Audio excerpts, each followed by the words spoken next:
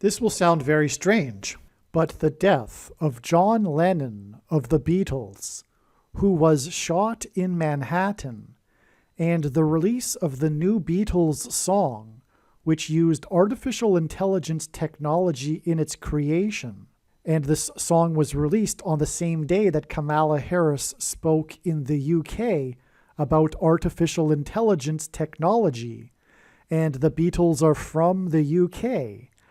And in the song, Paul McCartney plays tribute to George Harrison by playing a slide guitar, is all part of a prophecy from the righteous Christian God of the Bible that is predicting that Kamala Harris will die in a plane crash on December 27th, 2024. And that there will be a dirty bomb or suitcase nuke explosion in Manhattan on December 28, 2024. After Kamala Harris is predicted to die in a plane crash, it is predicted that Joe Biden will appoint Michelle Obama as his vice president. And then Biden is predicted to step down, and Michelle Obama is predicted to become the 47th president. And as I will explain in this profound video, God is using this Beatles new song, Now and Then, in order to point back to the Beatles' #1 hit in 1966 with their song titled Michelle. Through this Beatles prophecy and Beatles song Michelle, God is revealing that Michelle Obama will become the president so that Barack Obama can become the president again. The date that this video is posted proves that these predictions are being made ahead of time, as do these time-stamped emails and forensic notes PDF documents. If you are skeptical for some reason, please email me and I will forward these to you. All right, this Beatles video, this Beatles prophecy video is so profound, and it is for sure one of my favorite videos on this channel. Make sure you watch all of this video. It also gets more and more profound as it goes, so you need to watch all of the video. That's the point. It gets more profound as it continues. From the Grammy win for Song of the Year for the song Michelle, the Beatles won the Song of the Year for their song Michelle at the Grammy Awards on March 2nd, 1967, exactly 519 months before the date that Paul McCartney sang Michelle at the White House at a formal occasion on June 2nd, 2010. The Grammy Awards, of course, is a formal ceremony, and so was this White House event, and they both occurred on the same date of the month, the 2nd of the month. It was March 2nd in 67 and June 2nd in 2010. And this is exactly 519 months apart. And when Paul McCartney sang Michelle at the White House to Michelle, that's the point here, by the way, of course. This is a prophetic sign. Paul McCartney is singing, and it was Paul McCartney's song as well. This was especially Paul McCartney's song. He had developed this song on his own before he joined the Beatles, the early stages of the song, when he was busking on the street and during his time in Paris. This inspired him.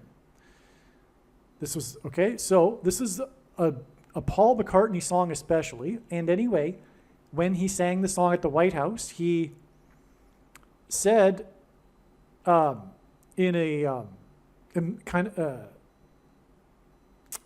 said it in a way to not offend anyone, or offend Barack Obama, the husband of Michelle Obama. He said, I forget what he said, but he said something like, "You'll forgive me here, but I've been wanting to sing this song here, Michelle, at the White House," because of course Michelle Obama. So it's a little bit of irony, and Paul McCartney even mentioned it. So Paul McCartney is singing Michelle, a love song for Michelle, and that's why he mentioned something to Barack, and didn't really look too focused on Michelle while he was singing the song, for good reason. But he sang it right in front of Michelle, and of course Michelle got excited, and so did Barack, and so did their two daughters that were sitting next to them in the front row. All right, so Paul McCartney sings the song Michelle to Michelle, and this is a prophetic sign about Michelle Obama. This is the reason why the song Michelle exists. It was a prophetic sign from God way back in 1967 that would point to Michelle Obama, who would be the door through which the Antichrist would become the president again.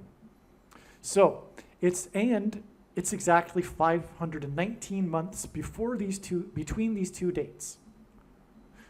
In turn, June 2nd, 2010, when Paul McCartney sang Michelle to Michelle, it is exactly 5,119 days to the date it is predicted that Michelle Obama will become the 47th president at the White House. I should say, the date that Paul McCartney sang Michelle to Michelle at the White House is exactly 5,119 days before the date it is predicted that Michelle Obama will become the 47th president at the White House.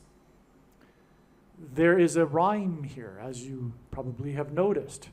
519 months rhymes with 5,119 days.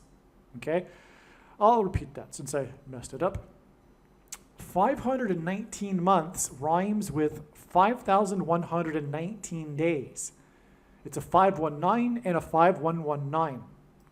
The reason for this is that it hints at the date 519, May 19th, the date it is predicted that Kamala Harris will die in a plane crash, which will lead to the appointment of Michelle Obama as her replacement, and then she will become the president after Joe Biden is predicted to step down on June 7th, 5,119 days after Paul McCartney sang Michelle to Michelle at the White House. All right. What you just heard was recorded prior to May 19th, 2024. I need to interject here. It is now after that date. In fact, it is December of 2024 now. And I need to explain how this works. God's true big picture of signs, patterns, and connections, which is only being explained on this channel. It's an interconnected web of prophetic signs, and none of God's prophetic signs can be fully or properly understood without their connections and context with the other prophetic signs, something that is missed by others that are interested in prophetic signs, and is a big reason why the vast majority of God's prophetic signs are missed completely, unaware of. For example, what I'm talking about in this video right here. Now, May 19th, like I just spoke about, was a date that was known ahead of time, and it was known to be a date God was pointing to for Kamala Harris and her predicted plane crash. There is a lot to say about this, and I want to keep this brief, and I've explained it in other videos. But May 19th was a date God was pointing to because it was the birthday of Malcolm X, and Kamala Harris is predicted to die in a plane crash in St. Louis, which is a location that will point to the X that was engendered over America with the paths of totality of the two eclipses in 2017 and 2024. Okay, and on that note, an X is symbolic of the mark of the Antichrist, because the inverse of the mark of the Antichrist described in the book of Ezekiel would have been a Tav mark, and the Tav letter in the Hebrew alphabet, or the Tav letters were also a symbol for things, and the Tav was a symbol for a mark, and it was an X in Paleo Hebrew. X's are two straight lines that intersect each other, and so X's are about their midpoints. And the midpoint date of the two eclipses that engendered an X over America was December 14th, 2020. And that was the day that the first American took the thing outside of a trial, which identified it, the thing, as the mark of the Antichrist. So again, we were looking at this May 19th, 2024 date ahead of time. And on that day, we received the prophetic sign that confirmed all of the analysis. Well, two prophetic signs that confirmed all of the analysis, and therefore it was 100% correct, all of the analysis, because this is how it works. It's not possible to necessarily know the date that God is pointing to, whether it'll be the end of the trail, in this case, the event of Kamala Harris dying in a plane crash, or a step leading on to more prophetic signs that are eventually leading to the date Kamala Harris will die in a plane crash. Okay, so we got the sign we expected in advance, which was an aviation disaster. This was the day that the leader of the nation, the Islamic nation of Iran, died in a helicopter crash. It was an aviation disaster. And again, the date was known ahead of time because of it being the birth date of Malcolm X. And Malcolm X was a leader of the Nation of Islam. And on this day, the leader of the Islamic nation of Iran died in a helicopter crash. Furthermore, prior to May 19th, it was known that God is using helicopters for symbolism with their rotor blades because they are in the shape of an X. And it is again the birthday of Malcolm X. And again, we are expecting Kamala Harris to die in a location that will point to the X over America. Okay, but not only that, on that same day, May 19th, 2024, the leader of the nation of America, Joe Biden, delivered a speech, a commencement speech to the historic all-black male college, Morehouse College. The leader of the Nation of Islam, Malcolm X, was known for delivering speeches to all young black male audiences. Okay. So in other words, May 19th was 100% correct. Now, I just also mentioned how the date that Paul McCartney sang Michelle to Michelle at the White House connected with 5,119 days to June 7th, 2024. That was also another step. It was a date that God was pointing to for being when Joe Biden will step down and Michelle Obama will become the president. God was overwhelmingly pointing to this date also for this particular theme of Joe Biden stepping down. And that was the day that the host of Wheel of Fortune stepped down. It was the last episode. There's more regarding what happened on June 7th and the connections and everything that, pointed to that date ahead of time and everything, which I won't explain here because it's also explained in other videos. But June 7th was a major date that God was pointing to ahead of time, long story short, and we received the sign we expected in advance, which was the stepping down of Pat Sajak. I could give you more confirmation to why that's relevant, etc., but I think that's enough for this video. Now, therefore, the 5,119 days connection is valid because of what I've just explained, right? And so is the 5,119 months.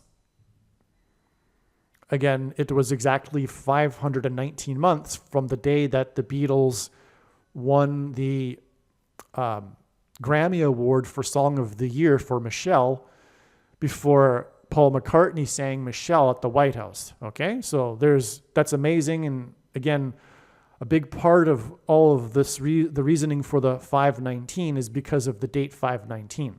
It was very important, this date 519, okay? And again, the date 519 connects on in the big picture of signs to the date it is predicted that Kamala Harris will die in a plane crash, which is December 24th, 2024. Now, there's something that needs to be explained a little bit more here. I forget if I explain it later in the video. I don't think so. But I touched upon it a minute ago. which is that Paul McCartney was inspired to the song Michelle.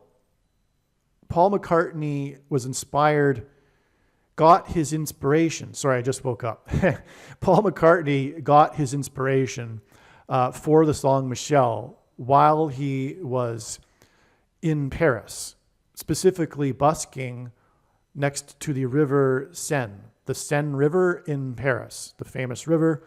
This river is where the Notre Dame Cathedral is. The Notre Dame Cathedral is on an island in the Seine River. By the way, the Seine River hints at sin as in Sin River.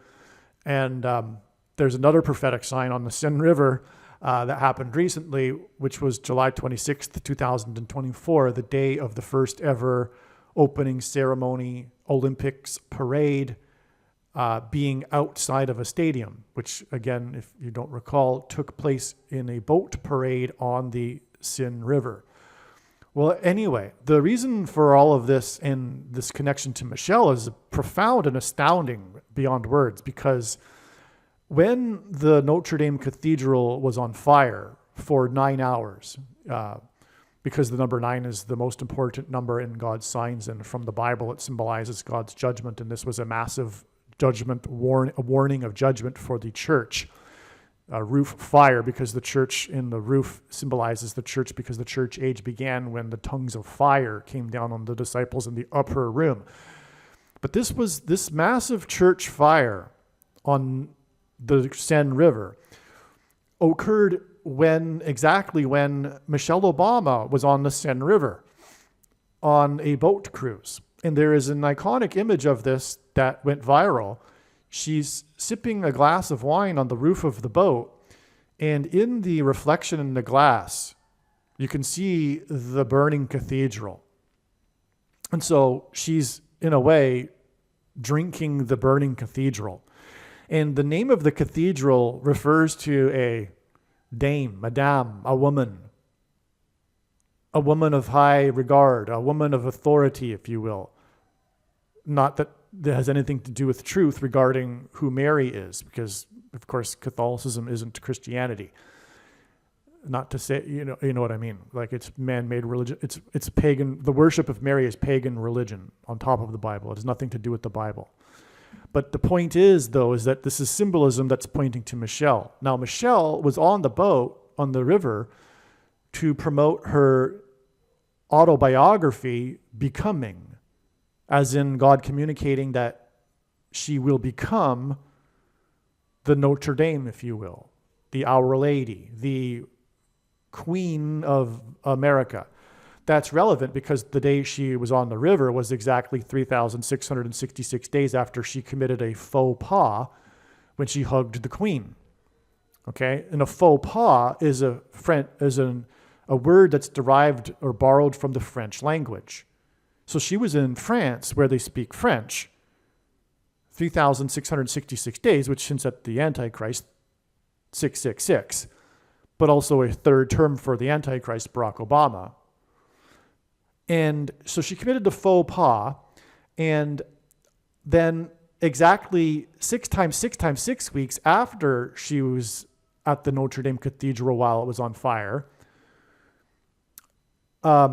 was the plane crash of a plane owned by a company named Encore after it flew over the capital, the Washington, D.C., and caused the F-16s, which ends at 4x4 and the 44th president, to be launched and create a sonic boom over the Capitol because it flew over restricted airspace because the pilot had become incapacitated, and the plane departed from the 4x4th state, 16th state, F-16s, right? And he in this prophetic sign, he had a heart attack because of having taken the thing, like many pilots have had, and that's why he crashed. And anyway, the plane was owned by a company named Encore, which is another word that's borrowed from the French language. Well, this hints at the encore of Barack Obama as the president again. after Michelle Obama will become the president. Okay, and it was 6 times 6 times 6 weeks exactly after Michelle Obama was in France, the Encore plane crash. Not only that, though, but on the day of the Encore plane crash, Michael J. Fox crashed onto a couch at a Back to the Future panel at a convention, and Michael J. Fox identifies Barack Obama as the Antichrist too, because God is using these MJs, Michael J. Fox, Michael Jordan, Mike Johnson, the Speaker of the House, Michael Jackson. All of MJ is equal to 23 in simple English gematria, and Barack Obama was the basketball president who wore jersey 23 in high school. That's just scratching the surface of it. But also Fox, F-O-X, Fox, F is the 6th letter of the alphabet, O is the 15th, and 1 plus 5 is 6, and X is the 24th letter of the alphabet, and 2 plus 4 equals 6. And also, Back to the Future, the movie, predicted 9/11. It was a prophecy from God. The plot of the movie is about a prophecy where Marty is trying to warn Doc about the future and terrorists at the Twin Pine Malls, etc., which into the Twin Towers and the terrorism and all that, right? So God used this movie as a prophecy for a warning for about 9/11. That's a long story, which is explained in another video.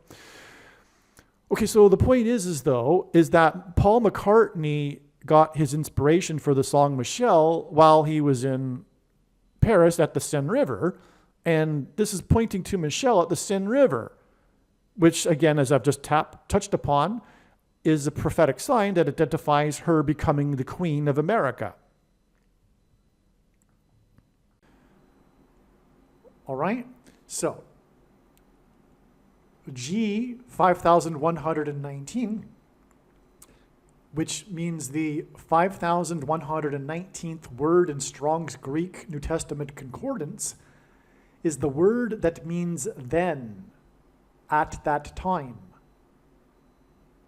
Then this and this, that, then such and such happened, in other words. That's the word we are talking about, the word then, which, in other words, means at that time.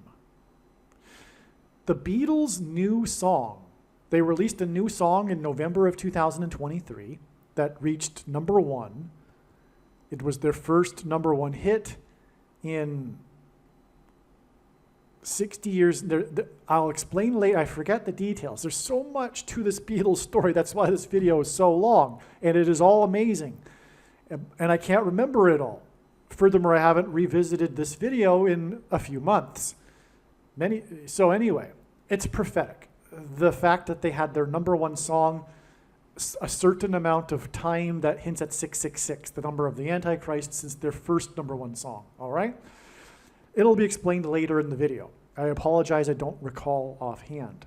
But anyway, they released a new song, and this song that went to number 1 on the UK chart is named Now and Then. And that's why God is using this song to point to this word then to confirm this 5,119 days connection, which hints at the word in the Strong's Concordance that means then. Now and then. And the then is a reference to a specific date. May 19th, 519. The date. Then. Now and then.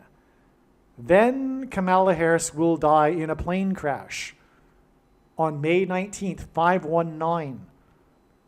That's why the word 5,119 in the Greek concordance is the word then, and why the new song is named Now and Then. It's so amazing. There is much more profound significance to the name Now and Then, which will be explained later in this video. McCartney played in the song, he plays a slide guitar in tribute to George Harrison.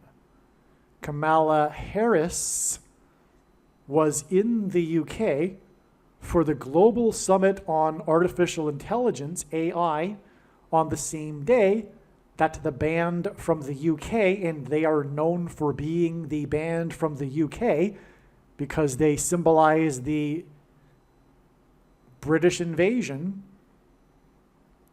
in the 1960s, the rock invasion from Britain. Okay, so Kamala Harris was in the UK for a global summit on AI on the same day that the band from the UK released their new song that is known for having used AI in its production. The song wouldn't have been possible without AI. And not to get technical, it's regarding the voice of John Lennon and what he left behind on the demo tape. And the song couldn't have been recorded earlier. They wanted to, but only since the advent of this technology, which they call AI, was it possible.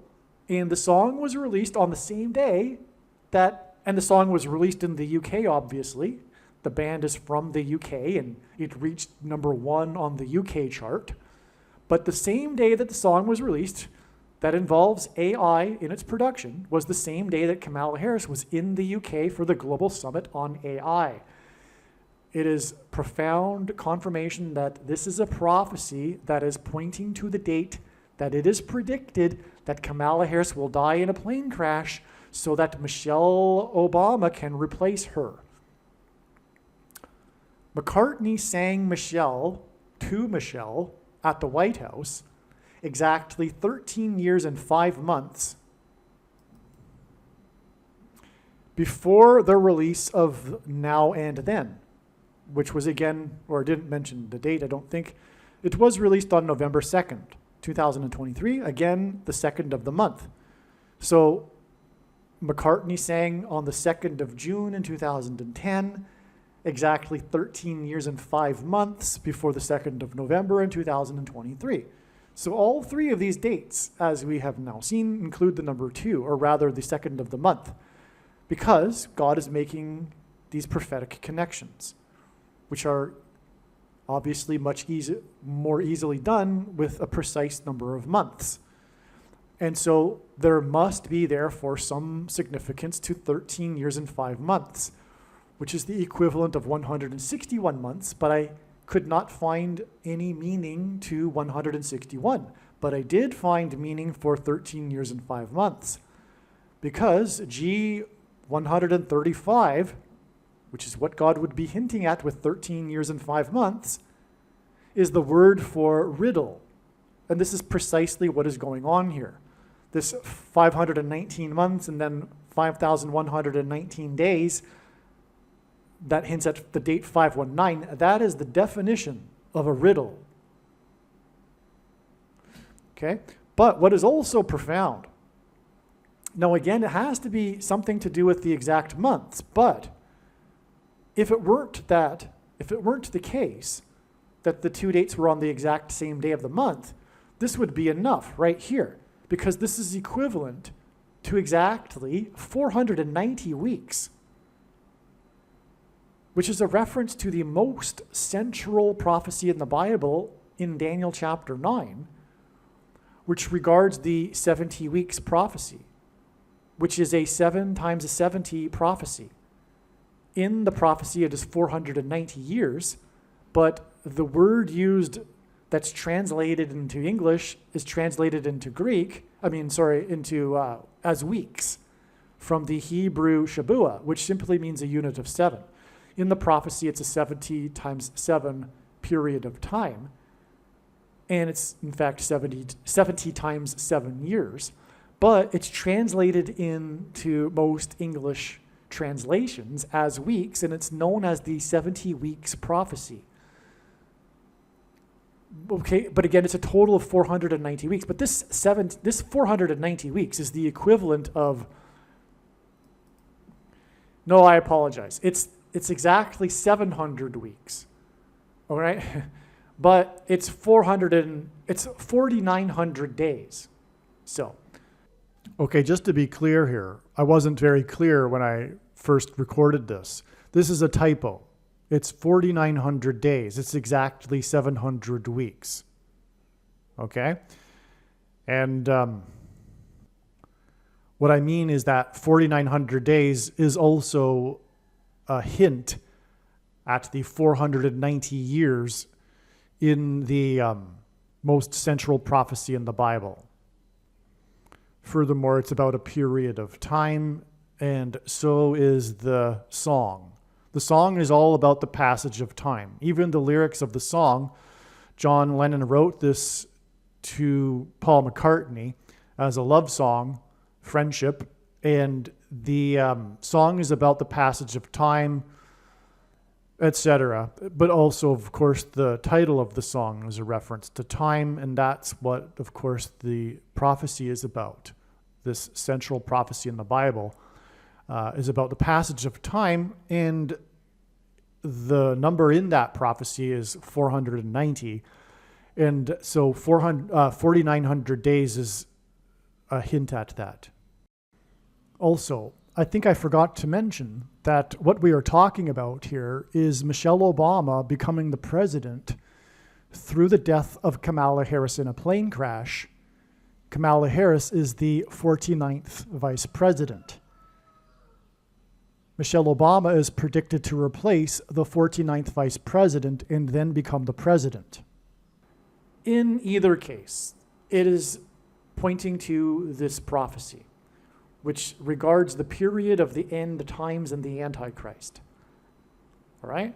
So it's extremely relevant because it's a period of time, 4,900 days, and the prophecy is about a period of time, 490 years, which is what 4,900 days hints at. 70 weeks, well, this is 700 weeks. It's exactly 700 weeks. Let that sink in. That's hinting at the 70 weeks prophecy, okay? I think I've repeated myself here now. So, again, from the day that McCartney sang Michelle to Michelle at the White House, it is exactly 700 weeks to the release of the song Now and Then. And it couldn't be more profound because of the Daniel chapter 9 prophecy. All right. And that's because it hints at the Antichrist. That prophecy, the 70th week of the 70 weeks, is about the Antichrist. And Michelle Obama is the door through which the Antichrist will return to the White House. Because Michelle Obama is predicted to appoint Barack Obama after she becomes the president as her vice president, and then she is predicted to step down. All right. Now and Then, the song was released on the same day that Harris was in the UK, 199 days before Harris's predicted crash on May 19th.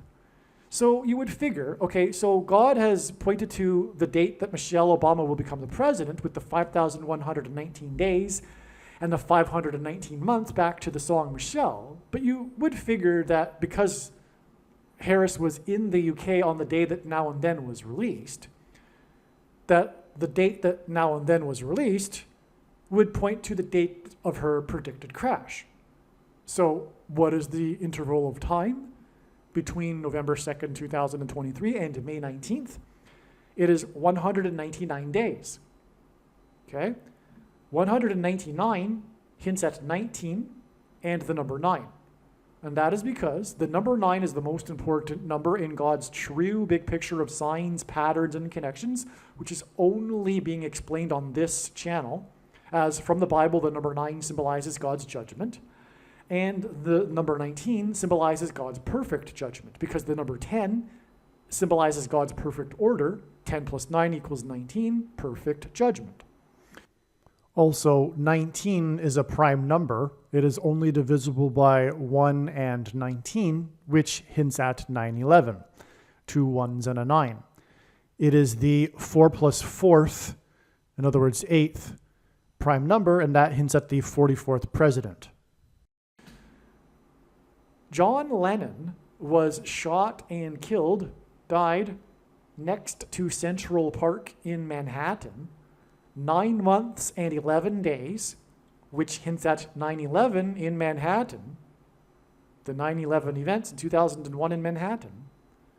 He was shot next to Central Park in Manhattan, 9 months and 11 days before the date 9/19, which is what we were just talking about, how 199 hints at 19 and 9. Okay, so, and John Lennon, the member of the Beatles, was shot 9 months and 11 days in Manhattan next to Central Park before the date 9/19, when Simon and Garfunkel had their prophetic union concert in Central Park in Manhattan. So now God has overlapped Paul Simon specifically, but Simon and Garfunkel and the Beatles and John Lennon specifically. But more specifically, Paul Simon and the Beatles. So God has overlapped these two baby boomer generation singers, and that is why. Because it is a generation sign. Jesus said in the Olivet Discourse, when asked about when he would return, he spoke of this concept of a generation. And he said that the generation that would be alive at the time of the rebirth of Israel, which was 1948, would not pass away before the end times and the return. And that is why God is using these leaders of the baby boomer generation, the leading edge of the demographic even, the first baby boomers, John Lennon and Paul Simon, as symbolism for this generation, right? And that's why they overlap. There's more regarding this in the Paul Simon generation's baby boomer video, all right? Now, Paul Simon also sang at the White House 4 times 40 days, which hints at 44 and the 44th president, which is the equivalent of 23% of a year, and God pairs 23 and 44 to confirm his signs and connections, as the 44th president was also the basketball president who wore jersey number 23 in high school. All right, Paul Simon sang at the White House on April 10th this year, 4 times 40 days exactly, after the song Now and Then was released. Simon sang at the White House, and by the way, again, the date that the song Now and Then was released connects to the day that Paul McCartney sang at the White House. And by the way, both of these singers' first names are Paul. Paul Simon, Paul McCartney. The two singers named Paul sang at the White House, and the dates that they sang at the White House connect prophetically. Okay? Again, Paul McCartney sang 13 years and 5 months, which hints at riddle, and that is exactly 700 weeks, which is astounding, to the date that the song Now and Then was released, and then Now and Then was released 4 times 40 days before Paul Simon sang at the White House. And Simon sang at the White House for Joe Biden and Kamala Harris 13 times 3 days, which hints at 133, which is the 44th prime number, which hints at the 44th president, before Harris's predicted crash. So there you have it.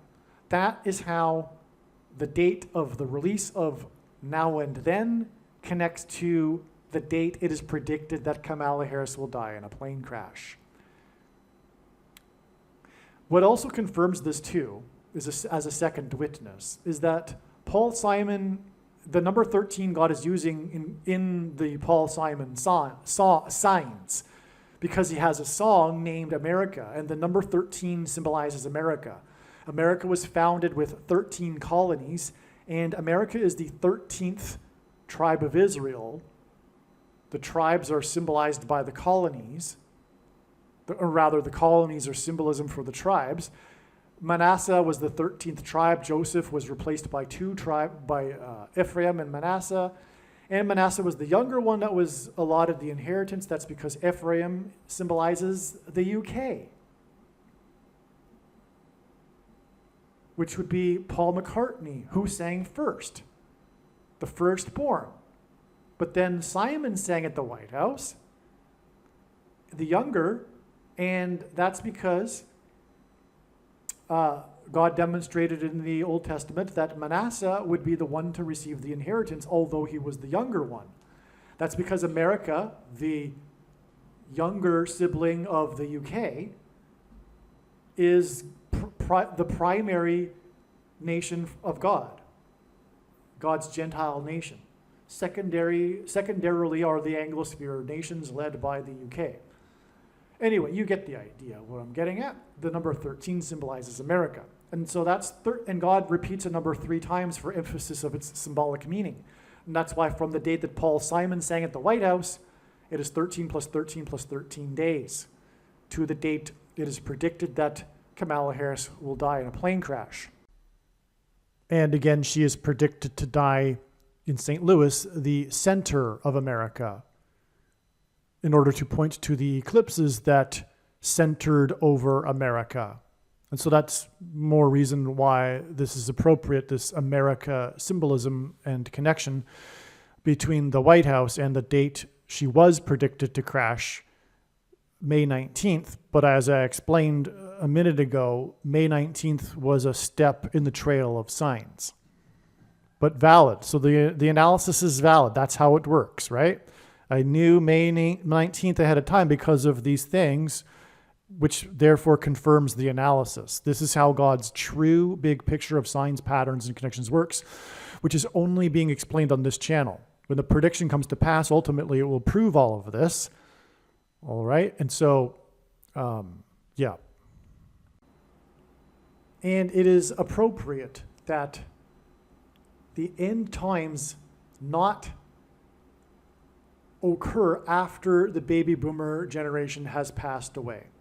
I have known for many, many years that there is absolutely no way. I've known intuitively.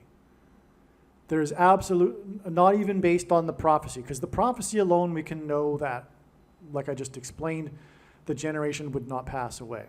But we can know this intuitively as well, in my opinion, that there's absolutely no way that the baby boomer generation would exit the stage before the end times judgment and destruction of the nation, because they are responsible for the destruction of the nation. Not that they are, when I say that, I don't mean like they didn't have predecessors. Of course, this was many generations in the making, but their cultural revolution and the radicals from the 60s that after the 60s infiltrated the institutions, and specifically education, and warped the minds of the millennial generation, especially. I'm thankful that I'm not a millennial. Had I been born a little later, I would have gone through the abomination that the school system has become, the indoctrination of Marxist. Anyway, I'm getting off subject here. This is it's not even possible to explain it in a soundbite here, what the baby boomer generation symbolizes in terms of the destruction of the nation. But there's no way that the baby boomer generation gets away without, it just has to be the way. The baby boomer generation is the generation that it all revolves around, right? And they know it too. They've known it their whole lives. They are the center of it all. So that's why Paul Simon and John Lennon and the Beatles, they symbolize the baby boomer generation. All right, it's time to talk a little bit more about the date of this prophetic sign we are focused on, which is the release of the song Then and Now, the last song also, the last song of the Beatles, which is, by the way, also symbolic of that theme I was just talking about, which is the end of the baby boomer generation. They are about to exit the stage. The song is really about that in a way, but also the video is. For example, in the video, which is a must watch, the Beatles exit the stage. They vanish. It's It's a goodbye. It's a farewell. But it's a symbolic farewell not only of the Beatles, but of the baby boomer generation. Okay, so this date is important that this song was released on. God used this for a very good reason. This date of November 2nd. Let's just explain something first before I get into, there's a few things here. One thing at a time. The date 11:2 hints at 11 times 2 equals 22, which is the number in God's signs that symbolizes the mark of the Antichrist. Okay, so for example, the inverse of the mark of the Antichrist, described in the book of Ezekiel, would have been a Tav mark. Again, the letters of the Hebrew alphabet are also symbols for things, and the Tav was a symbol for a mark. And the Tav is the last and 22nd letter of the Hebrew alphabet, and the mark of the Antichrist is described in the last book of the Bible, which is the 22nd book out of 22 books in the Bible that have a total of 22 chapters. Also, the mark of the Antichrist changes a person's chromosomes. And a chromosome is made of 2 arms. And chromosomes come in pairs.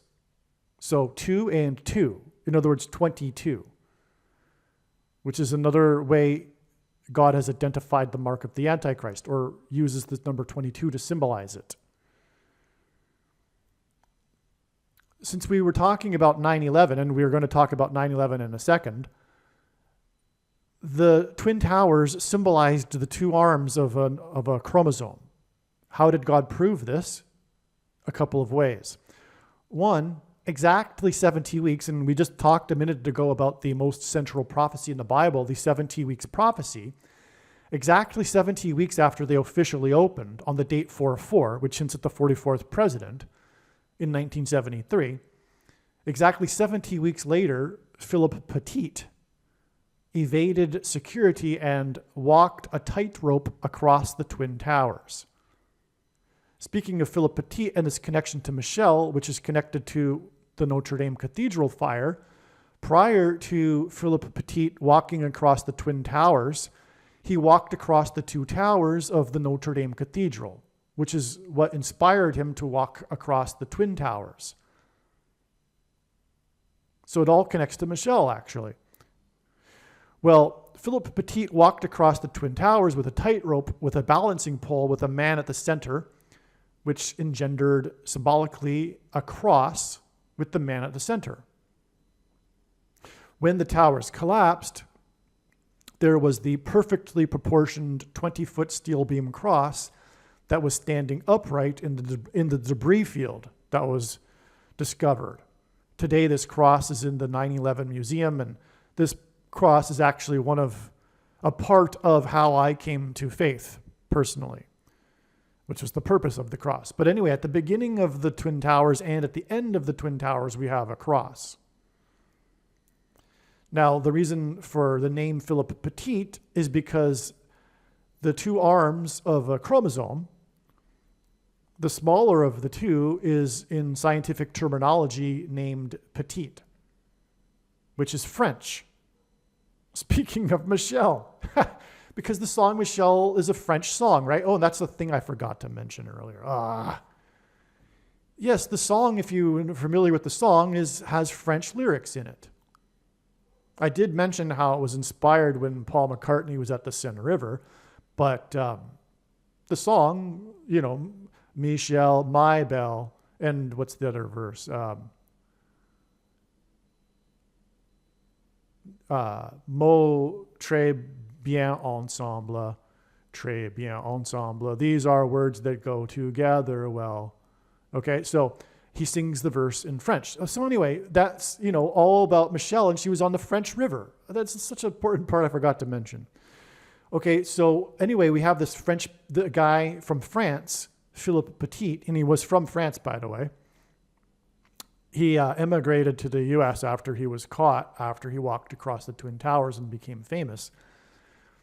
But, okay, so the small arm of a chromosome is named petite. The twin towers were symbolism for the two arms of a chromosome, and the twin towers were replaced with the one world tower. And if you look at the one world tower, it is most certainly resembling a thing that is used to put the thing inside people. Look at it again if you don't know. It is a thing, this one world tower. Now, the one world tower and the twin towers that looked like a giant 11 hint at Genesis chapter 11, which is about the Tower of Babel, that the world, as in the World Trade Center, came together to build in an attempt to become like God and reach heaven without God. It was symbolism for what is happening today. The attempt of the progressive left to build a nice society without God, and this false religion of the progressive leftism, leads ultimately to this mark of the Antichrist, which is symbolism of this technology, like the technology of the Tower of Babel is symbolism for. Okay, this TRANS humanism technology, which is the mark of the Antichrist, which is all symbolized by the Tower of Babel, including also the World Trade Center and the One World Tower. All right, so that's why Kamala Harris was in the UK for a summit on AI on the same day that the song that was possible because of AI technology was released. The Beatles song, and the Beatles are from the UK. Now, something else here. The Beatles are also the leading edge of what was called the British invasion. The British invasion. This is symbolism for the coming invasion of demons.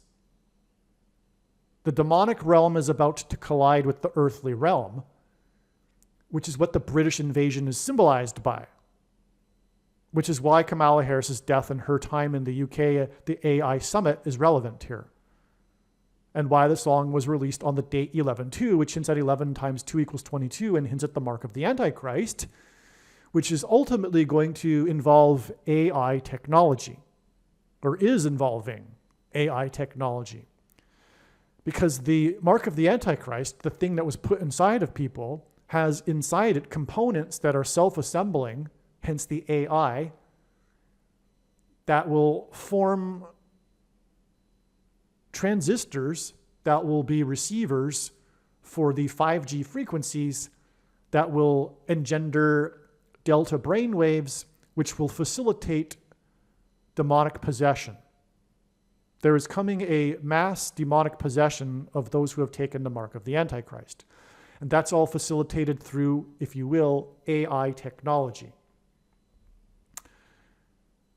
And that's what the demons colliding with the earthly realm will be, and that's why the British invasion symbolism here, which is why Harris was in the UK on the day of the British invasion band's release of their new song Now and Then, which hints at the end times period involving the mark of the Antichrist and this judgment coming on the baby boomer generation, etc. Okay. So that's one aspect of this prophetic date of 11/2. Another aspect is that it hints at 9/11. And the themes overlap here, as I've been explaining here, because 9/11 also pointed to the mark of the Antichrist, as I just explained. So how does 11/2 hint at 9/11? Well, it hints at the two planes that struck the two towers that looked like a giant 11. And also, again, before I forget, John Lennon pointed to 9/11 because, again, he was shot next to Central Park in Manhattan where the 9/11 events took place, exactly 9 months and 11 days before Paul McCartney and Art Garfunkel had their prophetic reunion concert in Central Park in Manhattan. Okay. And music, by the way, is frequencies. And the mark of the Antichrist will facilitate mass demonic possession through frequencies.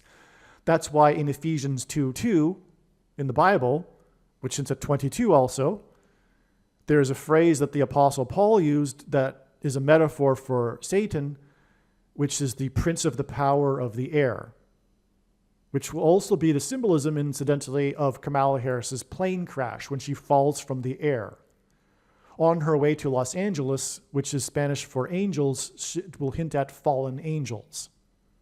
Again, her location of the crash will point to the X that was engendered over the US, which is symbolic of the mark of the Antichrist because of the middle date, but also the X is symbolism for chromosomes, because a chromosome is an X, that are altered by the mark of the Antichrist.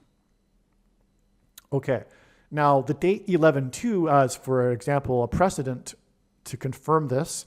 By the way, this is how God's true big picture of signs, patterns, and connections works, which is only being explained on this channel. It works on the principle of second and third and multiple witnesses confirming a matter, as the Bible says is required. And this is what makes what is being explained on this channel true and not a product of one's imagination and different and unique than everything else on the internet that claims to be an analysis of God's prophetic sign. Well, on the date 11/2 in 2020, we had the death of the actress who was the clock lady in the movie Back to the Future. Back to the Future, I already explained how it connects to Michelle Obama and how it was a prophecy from God regarding 9/11. Well, the clock lady is symbolism for this too, because she in the movie is promoting a restoration of the clock tower.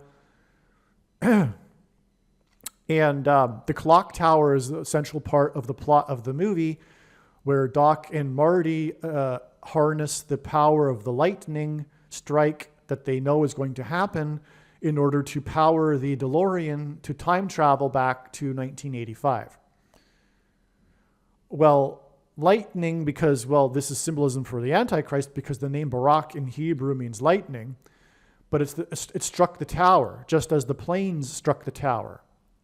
Well, that's why the clock lady died on the date 11/2, because of the symbolism I just mentioned about two planes striking the tower that looked like a giant 11. But that date, 11/2 in 2020, was exactly 999 weeks after 9/11. And God repeats a number 3 times for emphasis of its symbolic meaning.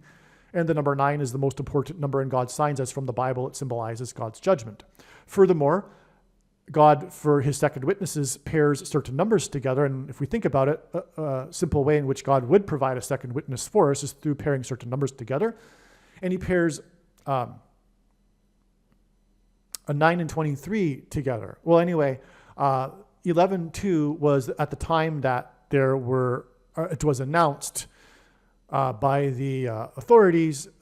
Take it for what you will, because of course it's not a true number, but nonetheless it's used in prophecy. 230,000 deaths, which is at 23. That pairs with the 999 weeks exactly.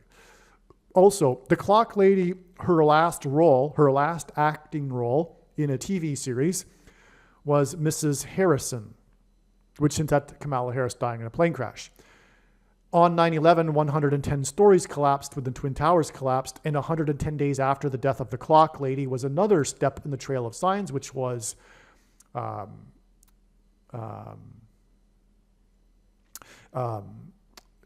February 20th, 2021, which hints at 220, and it was 2 times 110 stories, which hints at 220, that collapsed on 9/11. On February 20th, 2021, the plane dropped its engine. The plane's engine exploded.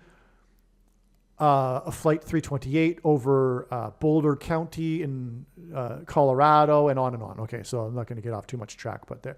Okay, so that's just a precedent. 11/2 in 2020. Okay, so 11/2 in 2023 was the day of this prophetic Harris sign, which again was the day of the release of the Beatles song in the UK that used AI technology, and Harris was in the UK for the AI summit because of the British invasion symbolism, symbolizing the coming to mass demonic possession of people facilitated through the AI technology that was inserted into them with the mark of the Antichrist. Okay, this is why. Oh, and also there's more, actually. The date 11-2 hints at the two planes that struck the two towers on 9/11, which were 110 stories, which also hints at 11. And on 9/11, it was Flight 11 with a crew of 11 people that flew into the Twin Towers that looked like a giant 11 in New York State, the 11th state to join the Union, in New York City, made up of 11 letters. And that's because Jesus coined the phrase the 11th hour, which in ancient Israel referred to the last hour of daylight before darkness. And in English is an idiom that means last chance. Time is running out, as in last chance for America to repent and turn back to God, which is what the warning on 9/11 was. Okay? And the reason for all of this is because Flight 11 departed from Governor's Island, Logan Airport in Boston. Governor's Island is the island on which the first governor of Massachusetts lived, John Winthrop, who led the 11 ship flotilla of pilgrims across the Atlantic. The pilgrims saw their crossing of the Atlantic and their escape of persecution from the King of England as analogous to the Israelites' escape from the persecution of the King of Egypt before they crossed the Jordan River into their promised land. The pilgrims saw the New World as their promised land. Before the pilgrims departed their ships into the New World, John Winthrop delivered his famous City on a Hill speech, which was derived from Deuteronomy chapter 28, which was the speech that Moses gave from God to the Israelites before they crossed into the promised land. Deuteronomy chapter 28 is extremely profound. You should read it again. It is the chapter that God explains his promises of blessings and curses depending on their decision to either obey or not his commandments. Which is why John Winthrop gave this speech before they departed the ship. The ships, the 11 ships.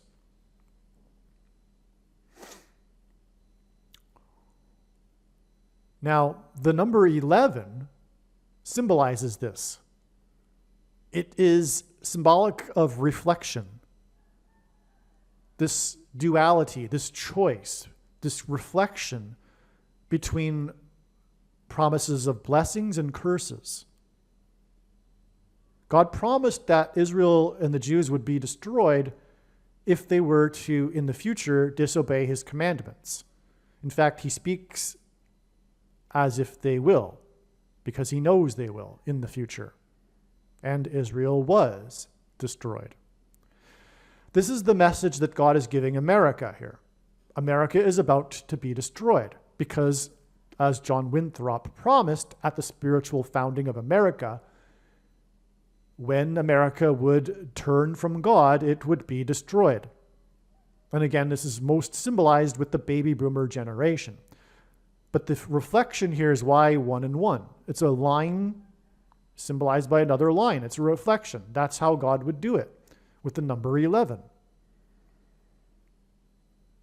It's interesting, though, that the X is really two lines also like the number 11 that intersect each other, which engender the middle date of the eclipses, as I just explained, the date that points to the mark of the Antichrist and the coming judgment, which is leading to the British invasion, the demonic invasion. Now, so that's why, but the date 11 too also hints at this. It hints at the two choices, the two planes that struck the two towers that were looked like a giant 11 is symbolic of the two choices that were given to the pilgrims and America, therefore, at the founding of the nation. That's the significance of the date 11-2. This is how important this is. How important is it? It's so important. That's how important this sign is. the release of this Beatles song, the band that symbolizes the baby boomer generation, but not only does it symbolize the baby boomer generation, because the baby boomer generation symbolizes everything. The cultural revolution that took America radically away from God, and the leftism, the religion of leftism that has replaced Christianity and is destroying America. It is judgment. The leftism and the left are judgment from God. The politics that the progressive left bring to America that is destroying America is their own judgment. They are destroying themselves. As Dennis Prager says regarding end times prophecy, it's really not necessary for God to do anything. The left will, in fact, destroy America all by itself, which is exactly what's happening. But of course, they are inspired by Satan, the spirit of Satan. They don't know it. Their decisions and actions and their minds even are influenced by the pervasive spirit of Antichrist that can be in people that are not following God, right?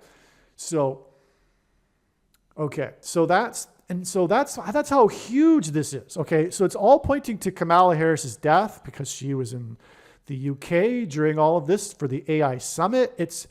This incorporates so much, this Beatles song, but it also points to Michelle Obama, as I'm explaining, who will lead to the rise of the Antichrist, the return of Barack Obama to the White House as the president, because she will appoint him the vice president and then she will step down. But this will all come about through the death of Kamala Harris and the death of President Trump, which is predicted to be 2 days after the death of Kamala Harris. Now, I think I've explained everything here for now, for this part. Okay, now we come to the connection. So the date 11/2, now that I've established the significance of the numbers, the date 11/2 connects to the date it is predicted that Kamala Harris will die in a plane crash on December 24th, 2024, with 1 year, 10 months, and 22 days, which hints at a 2 and 11. That's the symbolism in this.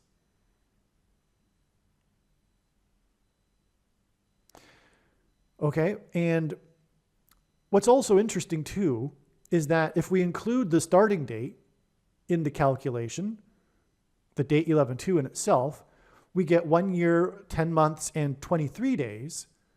And that's also extremely prophetic, especially in regards to Kamala Harris's plane crash. Okay, because it gives us the number 1123, right? 1 year, 10 months, and 23 days gives us 1123. 1123 is the 188th prime number. God uses this number frequently in his signs to point to H188 in Strong's Hebrew Concordance, which is the word that means woe exclamation mark, used in the Bible in the context of extreme judgment from God. When Kamala Harris dies in a plane crash, it will be a massive woe, especially when it leads to the return of Barack Obama to the White House and the rise of Michelle Obama as her replacement. That's a woe. Not only that, though, it's predicted that Kamala Harris will die next to the Gateway Arch in St. Louis, because in the Bible, judgment symbolically on a people begins at the gate. Kamala Harris was born exactly 1 year, 8 months, and 8 days after construction began on the Gateway Arch. That's a 188. There's something also here. Again, I explained how the date 11/2, the release of the song, points to 9/11, and then connects with this number that hints at 188. Well, 9/11 was the only other time in history that a foreign power, a foreign enemy, attacked the nation's capital after the other time that was exactly 188 years prior. On 9/11 in 1813, 188 years before 9/11 in 2001, the British invaded. The British invasion. The British landed, that's the invasion part, they landed at George Washington's Mount Vernon estate. And through the 9/11 events, God pointed to George Washington. Okay, let me just go off onto a side note here. George Washington was inaugurated in Lower Manhattan and in Federal Hall, and after he marched down Wall Street into Trinity Chapel, where he consecrated the nation to God, saying that if the nation were to ever turn away from God, it would lose its divine protection and blessings. And he knew more than anyone, because he saw the hand of God in the Revolutionary War, and had there not been the hand of God as he knew, they definitely would have not won that war. And anyway, that's exactly what happened on 9/11 temporarily. God's divine protection and blessings were temporarily removed. The Trinity Chapel today is known as the Miracle Chapel because it was the only building at Ground Zero that survived the falling debris, and did so without even a broken window, due to the 70-year-old sycamore tree that was uprooted in the process in sheltering the chapel. Today, there is a 20-foot-high bronze statue of the roots of the tree to commemorate this. This is because in Isaiah chapter 9:11, the warning from God to the ancient Jews regarding the Assyrian raid, the world's first documented terrorists, in which they uprooted the sycamore trees in Isaiah chapter 9:11. Okay, so the British landed at Washington's Mount Vernon estate before they proceeded to burn down the Capitol building and the White House, but not before First Lady Dolly Madison famously rescued the portrait of George Washington. And then 188 years later, after the British invaded and landed at Washington's Mount Vernon estate, was the day that the plane crashed into the Pentagon. And by the way, that was Flight 77, which hints at Kamala Harris. Because 7 times 7 is 49, she is the 49th vice president, and the flight path from Washington to Los Angeles will be the same flight path on which she will crash. Okay. So you have now, I just established here, this connection between the release of the song Now and Then, in which Paul McCartney tributes to George Harrison, and the day that Kamala Harris was in the UK for an AI summit. Okay, it connects. It connects with the 11 and 2 symbolism, and also the 188 whoa exclamation mark symbolism to the date it is predicted that Kamala Harris will die in a plane crash. Now, it's also predicted that, speaking of Manhattan and 9/11 and John Lennon being shot 9 months and 11 days before the prophetic reunion concert in Central Park in Manhattan, this song Now and Then also is a John Lennon song, right? That's how the song came to be, is because John Lennon made a demo tape of this chorus that Paul McCartney and Ringo Starr used to create the new Beatles song. So it's a John Lennon song. Anyway, so John Lennon is about Manhattan here, symbolically. Oh, by the way, John Lennon's song, Tomorrow Forever, what's the song? You know the song. It was the first ever psychedelic song. That song has the chorus. Let me just get it. The song of John, this is arguably one of the most biggest songs of the Beatles in Beatles history, because it changed everything. This is the song that symbolizes the Cultural Revolution. This was the first psychedelic song, literally. I mean,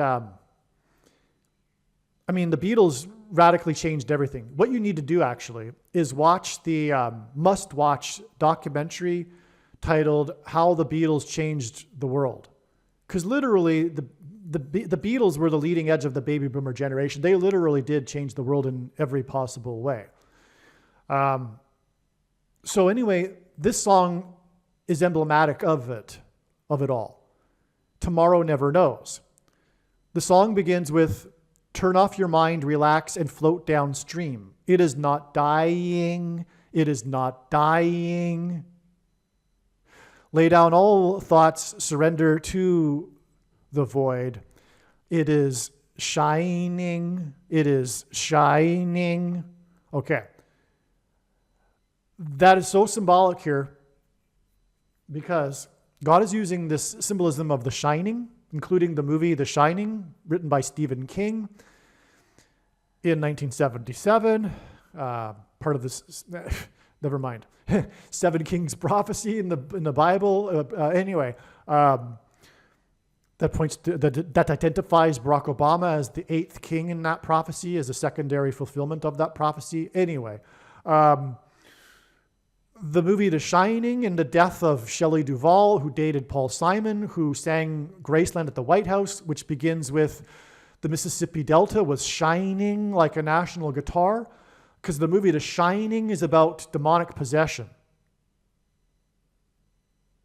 So this is important that I add this here because we've talked a lot about the significance of Kamala Harris and the AI technology, her attending the AI summit on the day of the release of this Beatles song that was a John Lennon song. And come to think of it, this explanation wouldn't be complete at all without bringing in this song Tomorrow Never Knows, which is what it's all about. Because what's coming is this promise promoted by the demons pretending to be aliens of immortality.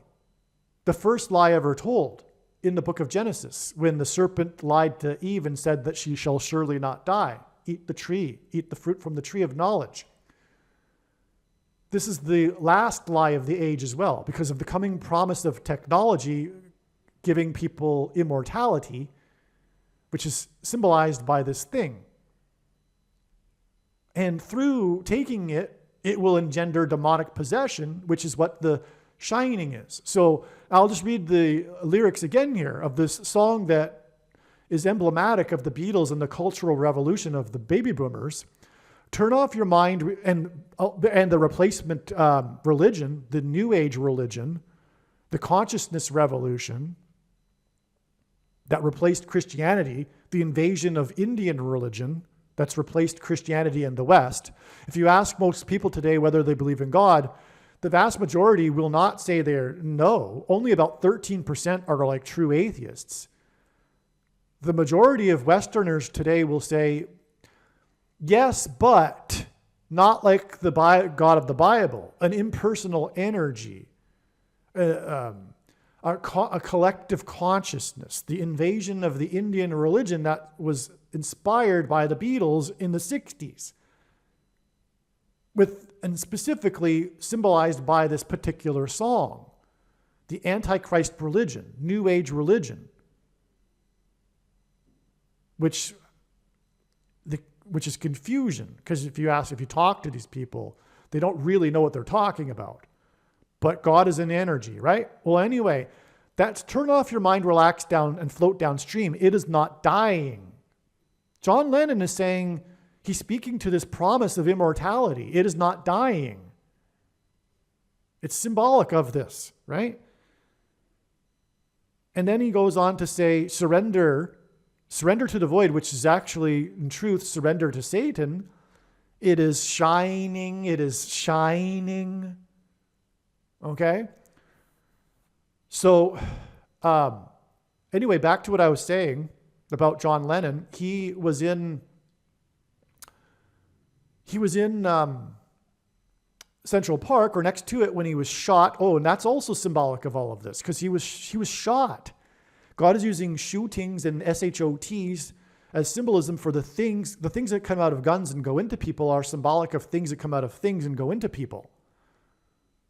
So that's why Lennon was SHOT'd next to Central Park in Manhattan, where the towers fell that symbolize the mark of the Antichrist, which is an SHOT. Okay, so now the thing is also, I'm predicting that there will be a dirty bomb, or a plural, and that date is predicted to be December 28th. And that is 2 times 211 days after the date 11/2, when this John Lennon song was released. So John Lennon has all of this 9/11 symbolism, as I've just explained, including where he was shot, etc., 9 months and 11 days before the other music frequencies side of Paul Simon, okay? And so the day of this release of this song, Now and Then, also connects to the coming dirty bomb explosions, but that'll also engender mass evacuation from Manhattan Island. And that is in turn symbolism for the coming evacuation of God's people in the rapture. Christianity's most preposterous idea, when God's faithful will not go through the severe persecution from the Antichrist and instead disappear instantly and be with the Lord and then return with him in their resurrected bodies for the 1,000 years of peace on earth later in 2026. Okay, so that's also how John Lennon connects into this, because of the coming dirty bombs, and that connecting with 2 times 211, which gives us this 11 and 2 symbolism again, which I explained the prophetic symbolic significance of earlier. One other interesting confirmation, too, is that this song, Tomorrow Never Knows, was known for being, like I said, the first psychedelic song ever. But that was also because of the use of new innovative technology in the studio that the Beatles invented while recording this song. There's actually a story to the actual recording in which they had tapes strewn about the entire studio. Anyway, I don't know all the details, but what I do know is that this song is known for its innovative use of technology, and that parallels with this release of this song Now and Then, which was a John Lennon song. Both of these songs are John Lennon songs, and this song is known for the use of AI technology in order to isolate John Lennon's voice so that the song could be made.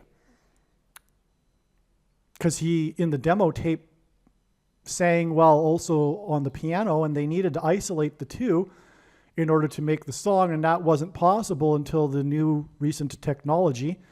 In other words, they did make a couple of other songs that John made in demo tapes prior to this in the 1990s, but this song couldn't have been produced back then.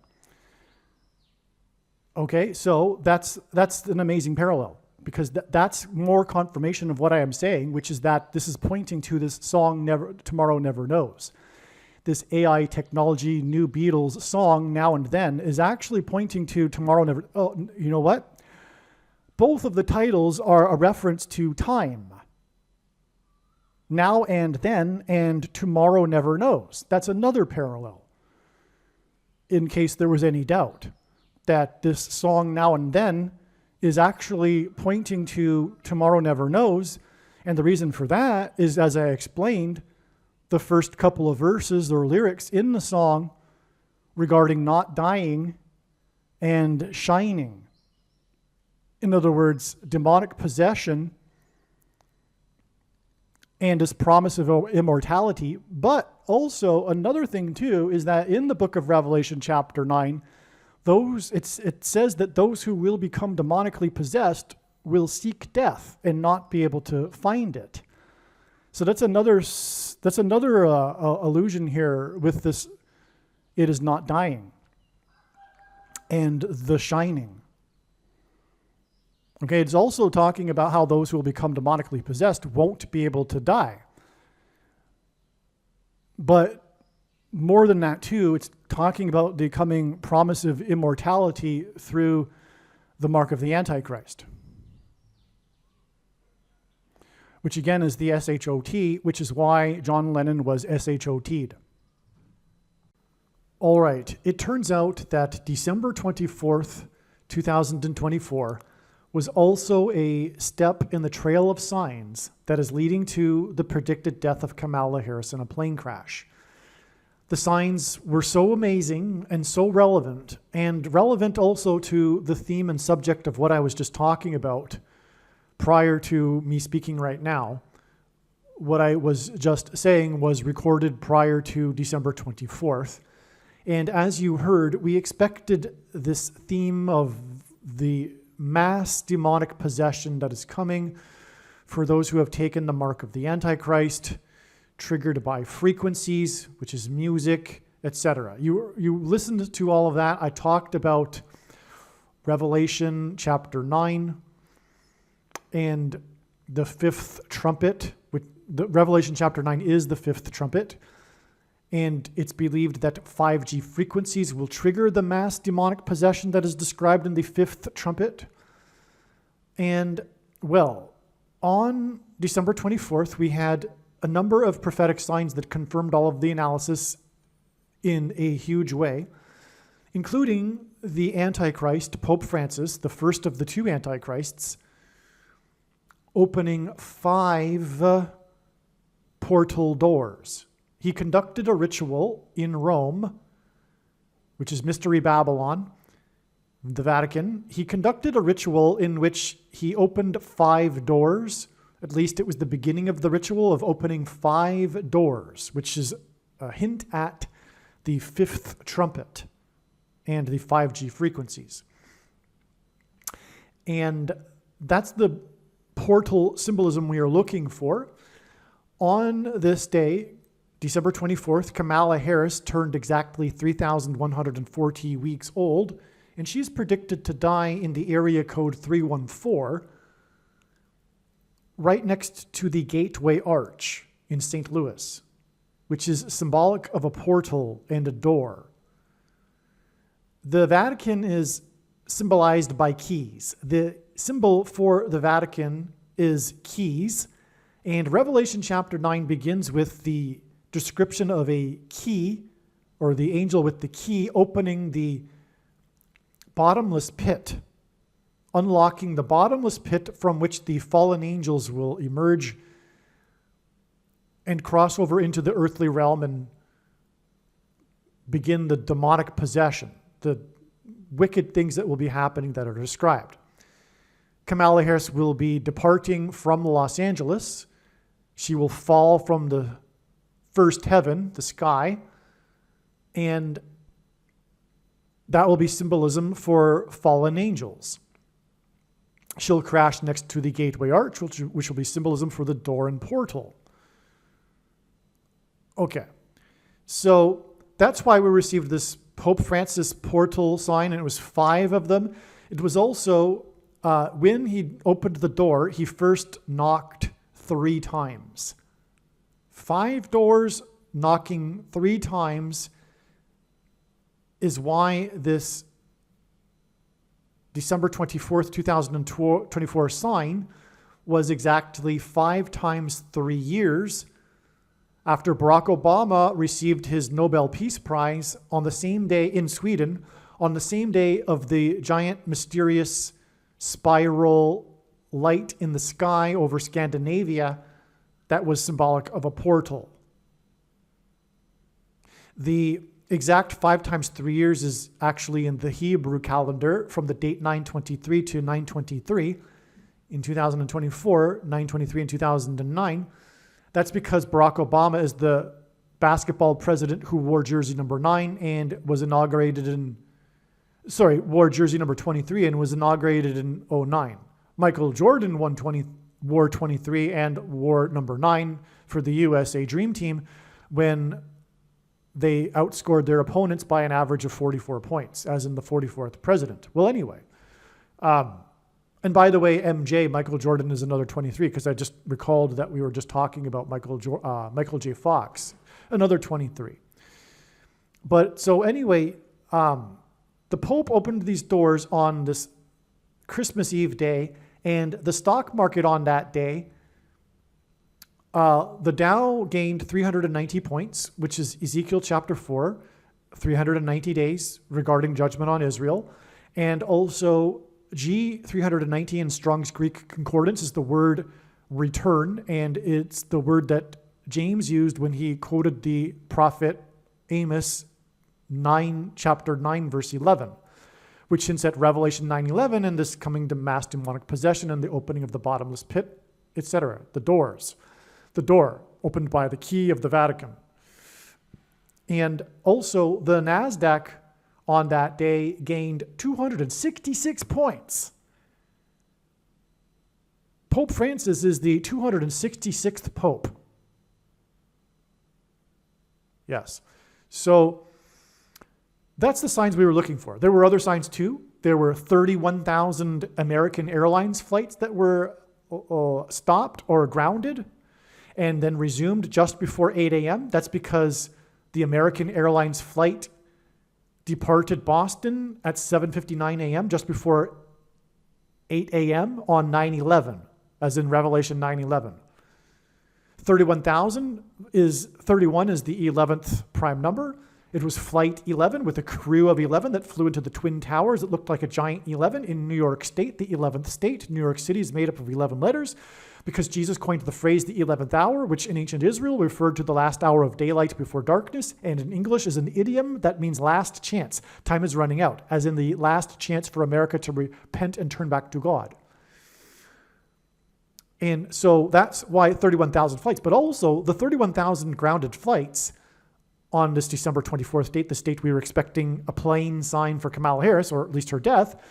31,000 flights also hints at 314, the area code 314, because 314 hints at pi, 3.14.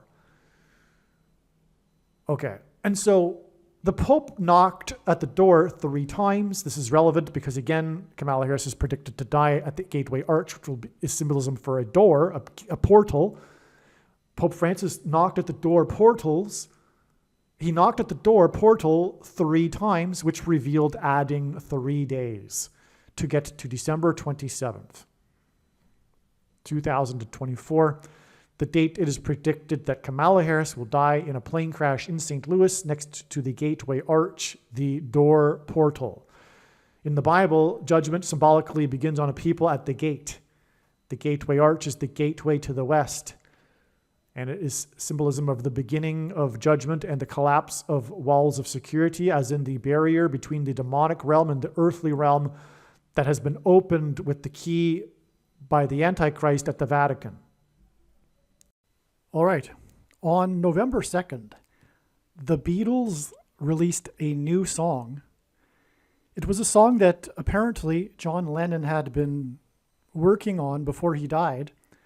And with the help of, I guess, new technology, including AI, they were able to make a new song with all 4 of them involved. All 4 of the Beatles, John Lennon, Paul McCartney, Ringo Starr, and George Harrison, contribute to this new song that was released on November 2nd.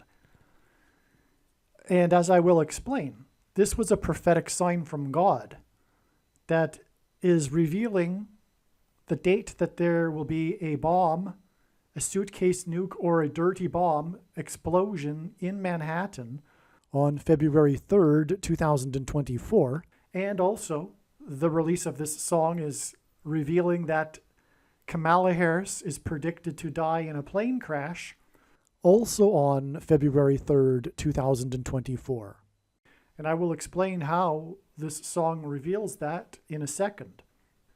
But before I begin, I just want to add that it isn't surprising that God would use the Beatles in a prophetic sign at this late stage. The Beatles represent a lot. And one thing that they represent is the baby boomer generation. And God is not... The end times are happening now because the baby boomer generation is about to exit the stage. The baby boomer generation is not going to exit the stage without the end times happening before then.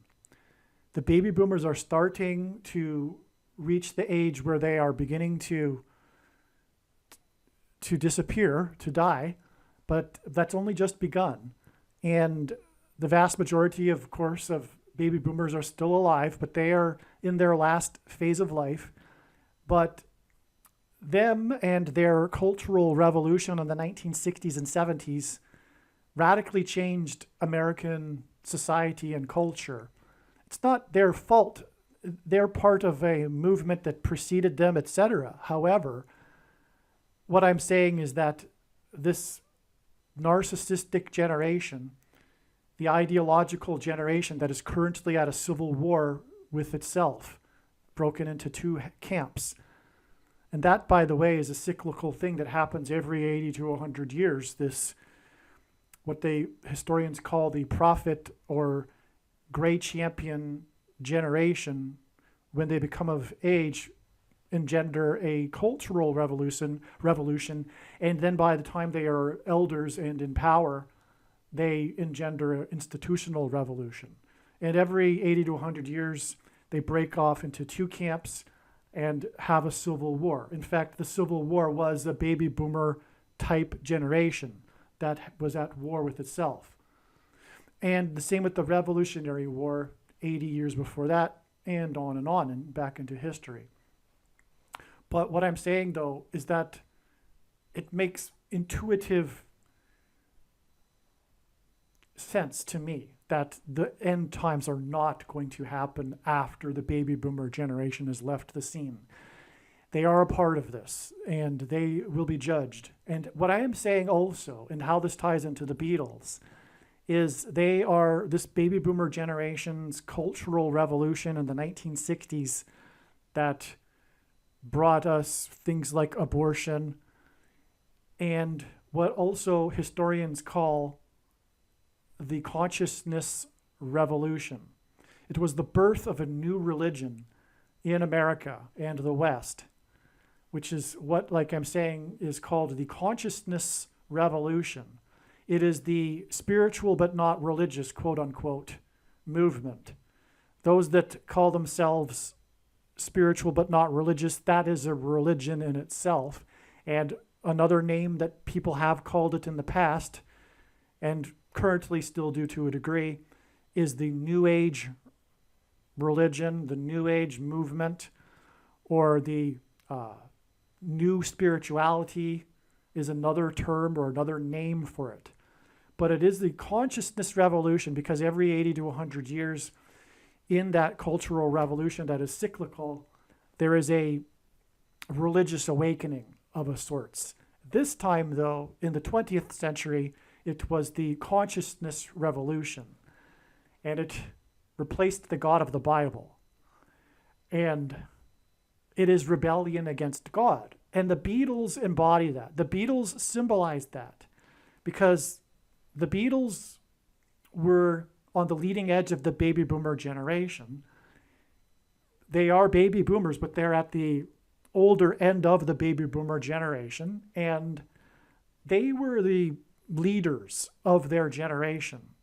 They were at one time, at one point they had the number one album on the pop chart and the number one album on the alternative rock chart as well. I mean, they how can I describe how influential the Beatles were? But they also led this trend to go to India. The Beatles went to India, and they, for a period, followed a guru. George Harrison is also quite known for having followed Hare Krishna, for example. But the Beatles were a part, anyway, in the 1960s of this movement that saw baby boomers and Westerners going to India, for example, and experimenting with all kinds of things, LSD and meditation and Eastern religion and philosophy. In other words, the consciousness revolution. So anyway, this consciousness revolution religion is Antichrist. And that's why I'm saying, in a way, it isn't surprising that God would use the Beatles in a prophetic sign here, right at the end. And I mean really right at the end, because we are very, very close to the return of Lord Jesus Christ in 2024. The new Beatles song is number one on the charts in the UK. Okay, so I wrote this on November 11th, so I don't know if it still is. Today is November 22nd. But anyway, the new Beatles song reached number one on the UK charts, and it did so, and this was a part of the news story, 60 years and 6 months after their first number one song, which is a record time span between the two, between a band's first number one hit and their last number one hit. God uses records in his signs, and this is a literal record, pun intended, because of course they produced literal vinyl records. So, and they called their albums records back then. So in 66, as in 1966, the Beatles had a number one hit titled Michelle. 60 years and 6 months hints at 66. In other words, this first number one song since their, this number one song that is 60 years and 6 months after their first number one song hints at 66 and their number one song in 1966. Okay, to confirm, and I'll demonstrate this, but of course we are talking about this prophetic significance of Michelle, alluding to Michelle Obama, who will become the president and then appoint Barack Obama as her vice president, which will lead to him becoming the president and the Antichrist. And the Antichrist, for that matter, is described in the 66th book of the Bible, the book of Revelation, and his number is 666. Okay, to confirm his signs, God pairs 9 and 23 together, and I've explained that many other times in other videos. But this is how God's true big picture of signs, patterns, and connections works. It works on the principle of second and third and multiple witnesses confirming a matter, as the Bible says is required. And this is what makes what is being explained on this channel true and not a product of one's imagination, and different and unique than everything else on the internet that claims to be an analysis of God's prophetic signs. And one simple way in which he would provide a second witness, if we think about it, is through pairing certain numbers together, such as 9 and 23, because the Antichrist, the basketball president, wore jersey 23 when he played basketball in high school and became the president in 2009, and also will return to the White House in 2023. Okay, so Michelle, the song, won Song of the Year at the 9th Grammys. Okay, now the number 9 symbolizes God's judgment in his true big picture of signs, patterns, and connections, which is only being explained on this channel. As from the Bible, the number 9 symbolizes God's judgment from the Bible. And so at the 9th Grammy Awards on March 2nd, 1967, the song of the Beatles titled Michelle won Song of the Year. All right, now just hold on to that because I made an error in the last paragraph, so I'm just going to skip ahead. But just keep that in mind, the 9th Grammys, Michelle, the song, won Grammy of the Year. All right?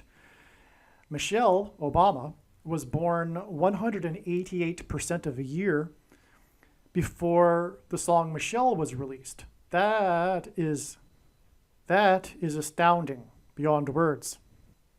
All right, that completely confirms the connection between Michelle Obama and the name or the song Michelle. Okay, because 188 is extremely profound in God's prophetic signs because it hints at the 188th word in Strong's Hebrew Old Testament Concordance, which is the word woe, ! Used in context of extreme judgment from God. If you have watched any number of videos on this channel, you will have come across this 188 number repeatedly for good reason. And so we have the birth of Michelle Obama, 188% of a year before the song Michelle was released. That is astounding, and it is rock solid confirmation that we are talking about that this song Michelle is pointing to Michelle Obama. Okay? All right, so this song, the new song Now and Then, although all of the Beatles contribute to this really is a John Lennon song. I mean, he wrote the song, first of all, and importantly, as will be explained more later in this video, It really is a love song for Paul McCartney. I'll explain more later in the video. I'm tempted to get into it here, but let's just leave it because I've already explained it quite well later in this video. So this is a John Lennon song, in a way. And John Lennon, in simple English gematria, is 121. And if you don't know what gematria is, Hebrew, Roman, and Greek letters are also numbers, and as such, names and words can be converted into a numeric value, which is called gematria. Okay, in 121, the equivalent of John Lennon's name, when A equals 1, B equals 2, C equals 3, etc., 121 is 11 times 11. It is 11 to the power of 2. And that is what's hinted at with the date that the song was released. This John Lennon song was released on November 2nd, which hints at 11 to the power of 2. This 11 to the power of 2, and also 11 times 11, is 9/11 symbolism. The big warning of judgment from God for America to repent or else destruction and judgment was the 9/11 events. And on 9/11, it was Flight 11 with a crew of 11 people that flew into the Twin Towers that looked like a giant 11 in New York State, the 11th state to join the Union, in New York City, which is made up of 11 letters. And this is because Jesus coined the phrase the 11th hour, which in ancient Israel referred to the last hour of daylight before darkness, and in English is an idiom that means last chance, time is running out, as in last chance for America to repent and turn back to God before judgment destruction.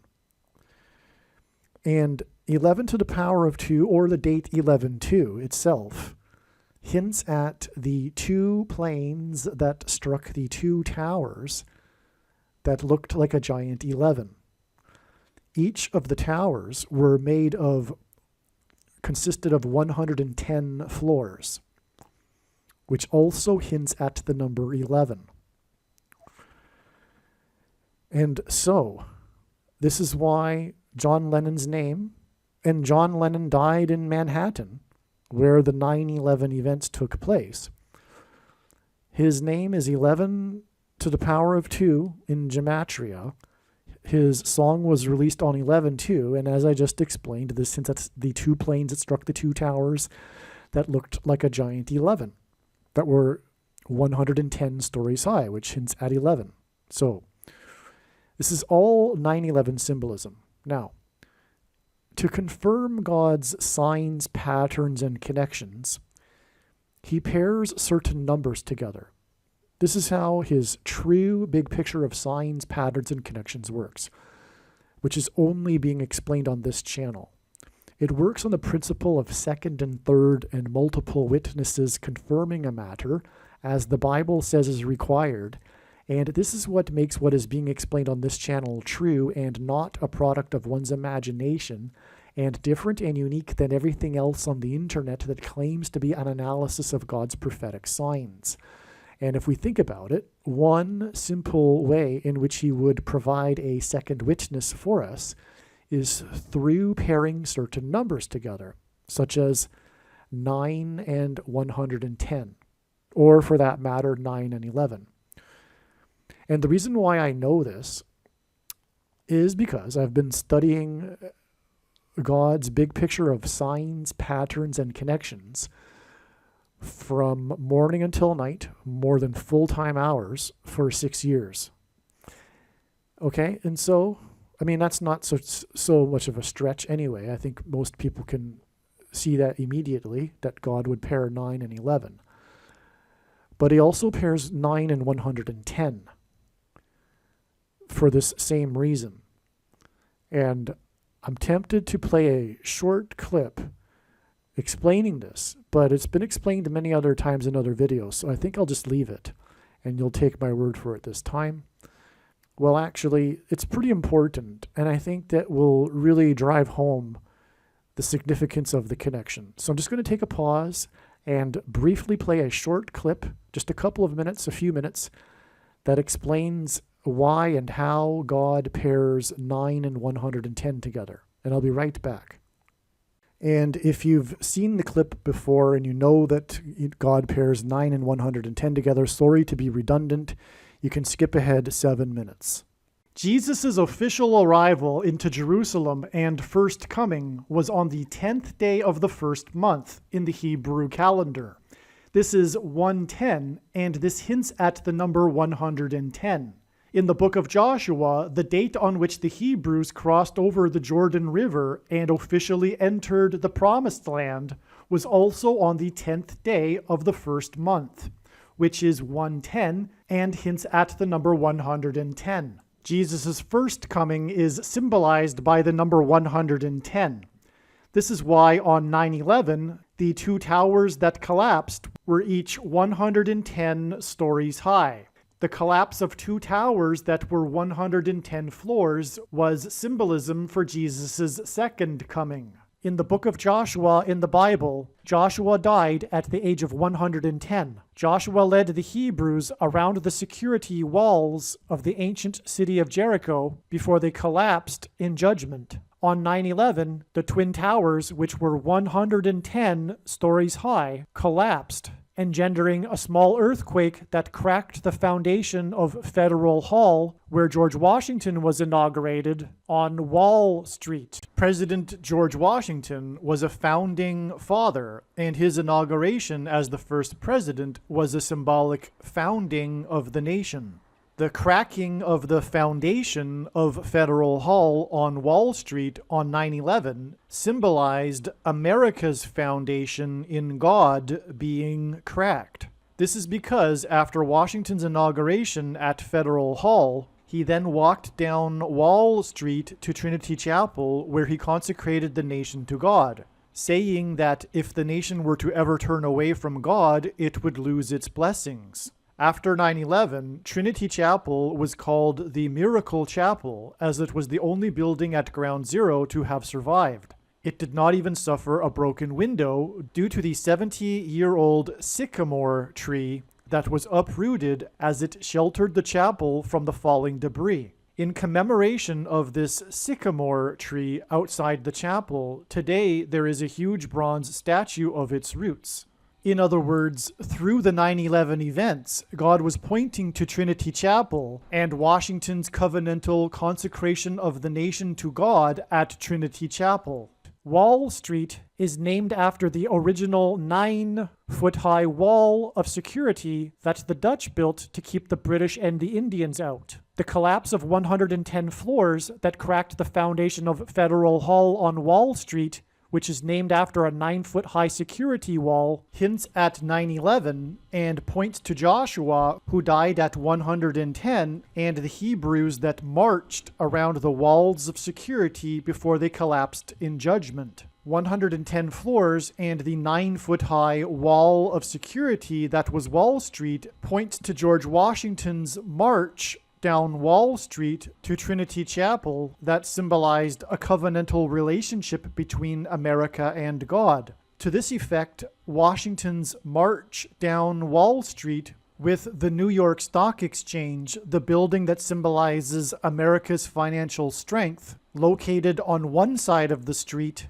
and Federal Hall, the building that symbolizes America's governmental and institutional strength on the other side, also pointed to the cutting rights ritual practiced in ancient Israel that was used in Abraham's and God's ritual walk in their covenant that is described in Genesis 15.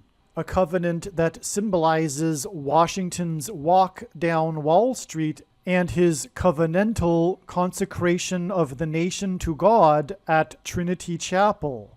There are only two nations in the history of the world that were founded not on ethnicity or territory or language, but were founded solely for God, Israel and America. In every daily Bible that is divided into 365 readings, a portion of the Bible for each day of the year, on every September 11th, everyone that reads this standard 365-day Bible reads the passage in the book of Isaiah, chapter 9, verse 11, which is the judgment warning on ancient Israel, which was a raid on ancient Israel by the world's first recorded terrorists, the ancient Assyrians. And the terrorists on 9/11 were from the same part of the world. The Assyrians raided the northern kingdom of Israel first, and then later the southern kingdom of Judah was destroyed, which is why the terrorists on 9/11 hit the North Tower first, followed 17 minutes later by the South Tower. And this Isaiah 9:11 passage includes a mention of collapsed buildings and uprooted sycamore trees.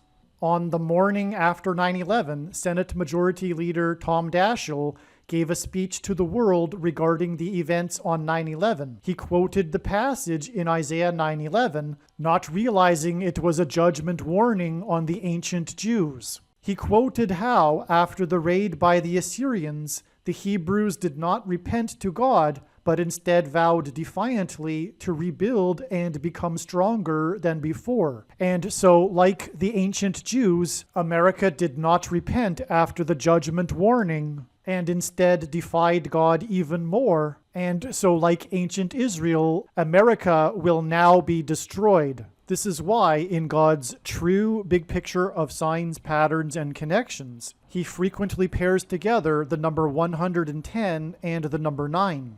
Both of these numbers symbolize God's judgment on the nation, and paired together, these numbers point to the big judgment warning that was 9/11. As well, these numbers paired together in God's signs and connections serve as a witness confirmation that the perceived signs and connections are from God. After the judgment warning of 9/11, America was given a period of grace to repent and turn back to God, or else judgment destruction.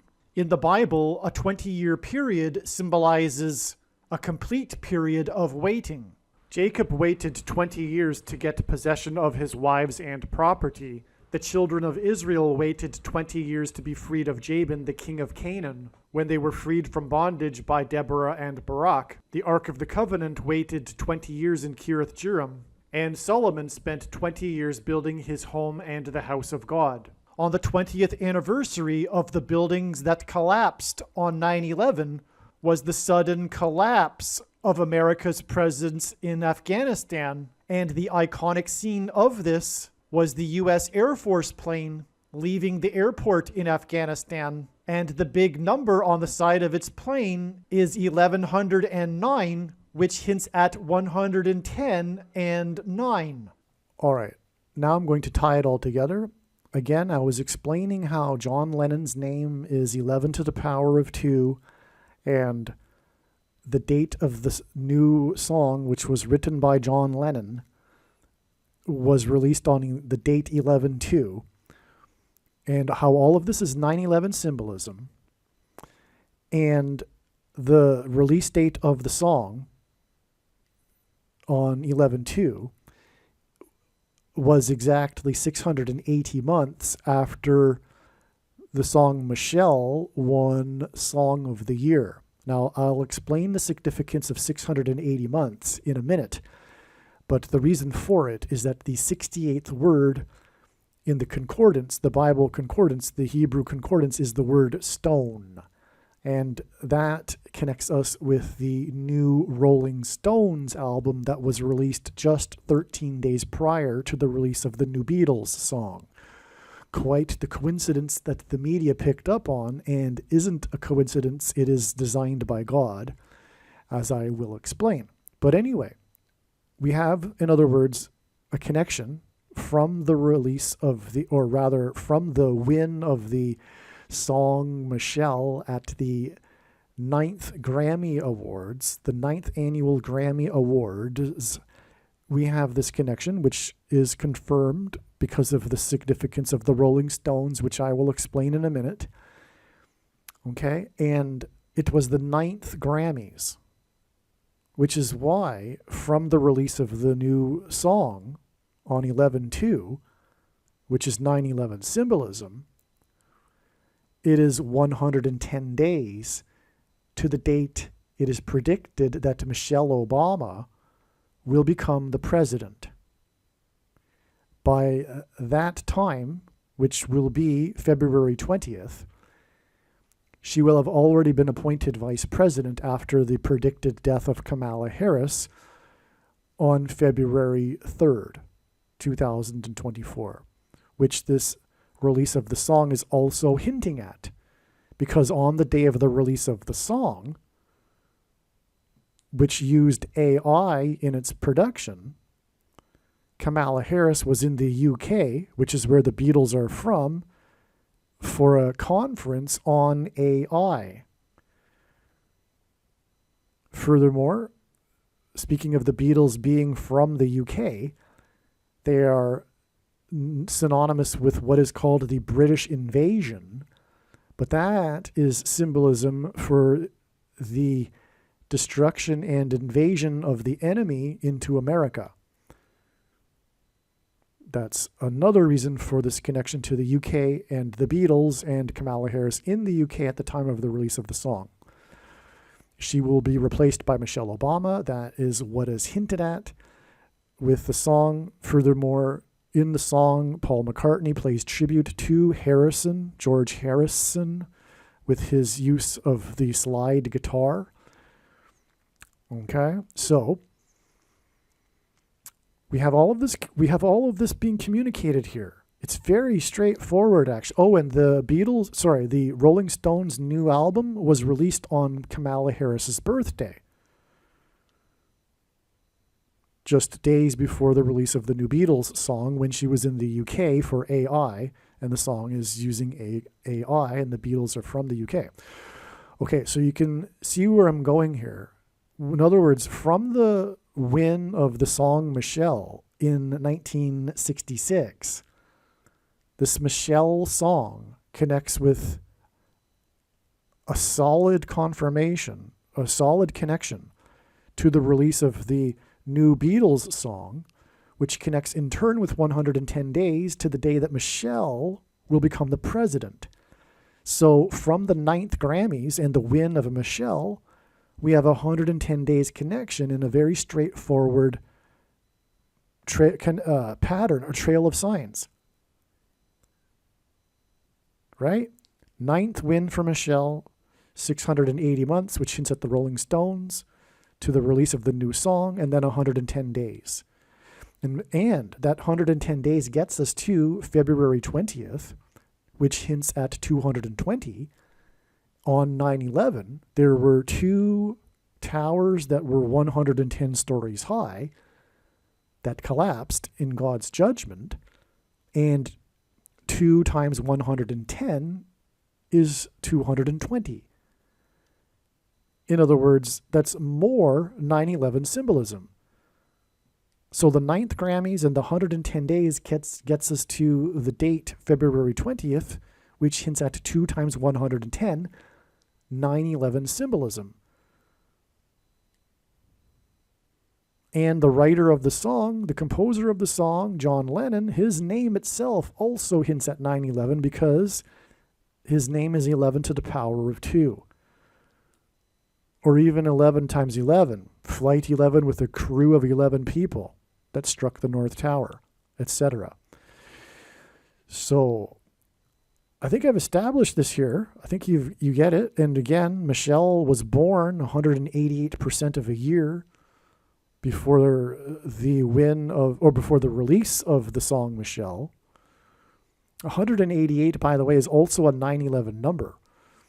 9/11 was exactly 188 years before the only other time a foreign enemy attacked the nation's capital. Of course, on 9/11, there was a plane that struck the Pentagon in the nation's capital. 188 years exactly before that, on 9/11 in 1813, was the day that the British landed at Washington's Mount Vernon estate. And then proceeded to burn down the White House and the Capitol building before being chased out of Washington, D.C. on the same day by a hurricane designed by God. So, and anyway, so that's 108. That's one reason why 188 is a 9/11 number. But also, the second plane had a crew of 9 people, and it struck the second tower 17 minutes after the first one. And 17 divided by 9 is 1.888 into infinity. In other words, it hints at 188. Okay, so, and God pairs 9 and 17 in his signs to confirm the signs and connections. That is very important in his big picture of signs, patterns, and connections, the pairing of 9 and 17 in general. So there you have it. So that, I think, is enough to get us going. That's enough for now on this connection with Michelle. There's lots more to this video, however, with all kinds of amazing information. Another connection is, speaking of Kamala Harris and her predicted plane crash, which is predicted to be on February 3rd, 17 days before Michelle Obama will become the president. February 3rd, the date 2-3, hints at the number 23. And God pairs 9 and 23 together, big time, to confirm his signs, patterns, and connections. I won't play the clip explaining that. That's been explained many other times in other videos. But essentially, the basketball president who wore jersey 23 in high school became the president in 2009. Well, from the release of the song, the new Beatles song, which used AI, on the same day that Kamala Harris was in the UK for an AI summit, from that date, it is 93 days, which hints at 3 9s, to the date 2-3, which hints at 23. So, the reason why the number 9 and 3 9s in 93 is because God frequently repeats a number 3 times for emphasis of its symbolic meaning. And the number 9 is the most important number in God's true big picture of signs, patterns, and connections, which is only being explained on this channel.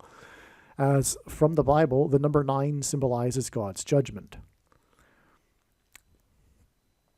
And this is why, for example, the sun is 93 million miles away from Earth. It is the sun that will erupt with a solar flare, predicted to be on February 22nd, that will knock out the nation's power grid. It will be the follow-up judgment, if you will, to the 9/11 events that was the warning for the collapse of America's divine protection and security. So, anyway, the point is that 93 hints at 3 9s, which connects between the Harris's day in the UK for AI, on the day that the release of the song that used AI from the Beatles, who are from the UK, to the date it is predicted that Kamala Harris will die in a plane crash on 2-3, which hints at 23, which makes it a pairing of 9 and 23, which confirms the signs and connections. It is also predicted that on the same date, February 3rd, 2024, a dirty bomb, or dirty bombs plural, 2 of them, or a suitcase nuke will explode in Manhattan, New York City, which is why John Lennon died in Manhattan, and there will be a mass evacuation. And this is also predicted to be on February 3rd, the date 2-3, which connects with 93 days to the John Lennon song. And there's lots more to this too, which I'll explain later in this video. However, this is a new revelation. the date that the bombs are expected to explode in Manhattan. So keep this in mind as you watch later. But as I will explain, this is all connected to the Rolling Stones and their last album, A Bigger Bang, which is a hint at the bang in Manhattan, which is why they had the release party for their new song in Manhattan, but also the bigger bang, which will be the bang from the sun that will knock out the nation's power grid. But now you know, because when I originally recorded this, it was in November, and the date 2-3 for these predictions wasn't known at that time. And so now more light has come into place and more understanding has come to be. And so you'll see now how this all fits. Just remember that the date 11-2 connects with the 93 days to the date 2-3. And again, that's why John Lennon is known for being someone in Manhattan and why he died in Manhattan, etc. So, all right, the song was written by John Lennon. And if you know the history of this new Beatles song, it's quite something. I'll explain it more later in this video, actually. But anyway, John Lennon wrote it, from what I understand, in 1978, shortly before he died. Anyway, there's huge prophetic significance in this, in that, and the demo, he's actually singing in the song, because he made a demo, and with the artificial intelligence technology, they were able to isolate his voice from the piano, and they were able to use his voice in the song, and this is what made the song possible, the new AI technology. Okay, now, God uses gematria. If you don't know what that is, Roman, Greek, and Hebrew letters are also numbers, and as such, names and words can be converted into a numeric value. And in gematria, the name John Lennon is equal to 726. All right? And that is astounding because, as I mentioned earlier, this song, this new Beatles song, was released 60 years and 6 months. It became number one. It reached number one, a record 60 years and 6 months after their first ever number one song. And of course, the Beatles are known for their number one songs. I mean, that's the Beatles. So this is very symbolically significant in itself as well, because we are talking about the Beatles, the number one song band. They are the band that produced nonstop, consecutive number one songs. Okay, so it's 60 years and 6 months after their first ever number one song, this new song that reached number one, and 60 years and 6 months is 726 months, and John Lennon's name equals 726. The reason why that is also astounding beyond words is because this is a number that God uses in his signs, because of the 726th word in Strong's Greek New Testament Concordance, which is the word that means rapture. And if you don't know what that is, in Christianity, it is its most preposterous idea. However, it says in Bible prophecy that God's faithful will be rescued, taken to heaven, instantly disappear, to avoid the severe persecution from the Antichrist, and then will return with Lord Jesus Christ at his second coming, and rule with him in the 1,000 years of peace, in the Messianic age. Okay, so that's the significance of 726. Which is the equivalent of 60 years and 6 months, 726 months. And this gets us to the John Lennon song, and it is all about John Lennon and how he recorded this demo that made this song possible. And John Lennon's name in gematria equals 726. It is through the death of Kamala Harris in a plane crash that the Antichrist will rise to power through her replacement. And this is why on the day of the release of the song, the Beatles' New Song, Kamala Harris was in the UK on a trip, and the Beatles are from the UK, and they are all about being from the UK, as it is about the British invasion, right? That's what they termed it. The Beatles led this British invasion of UK pop groups that topped the charts in the US. So the Beatles are quite synonymous with being from the UK.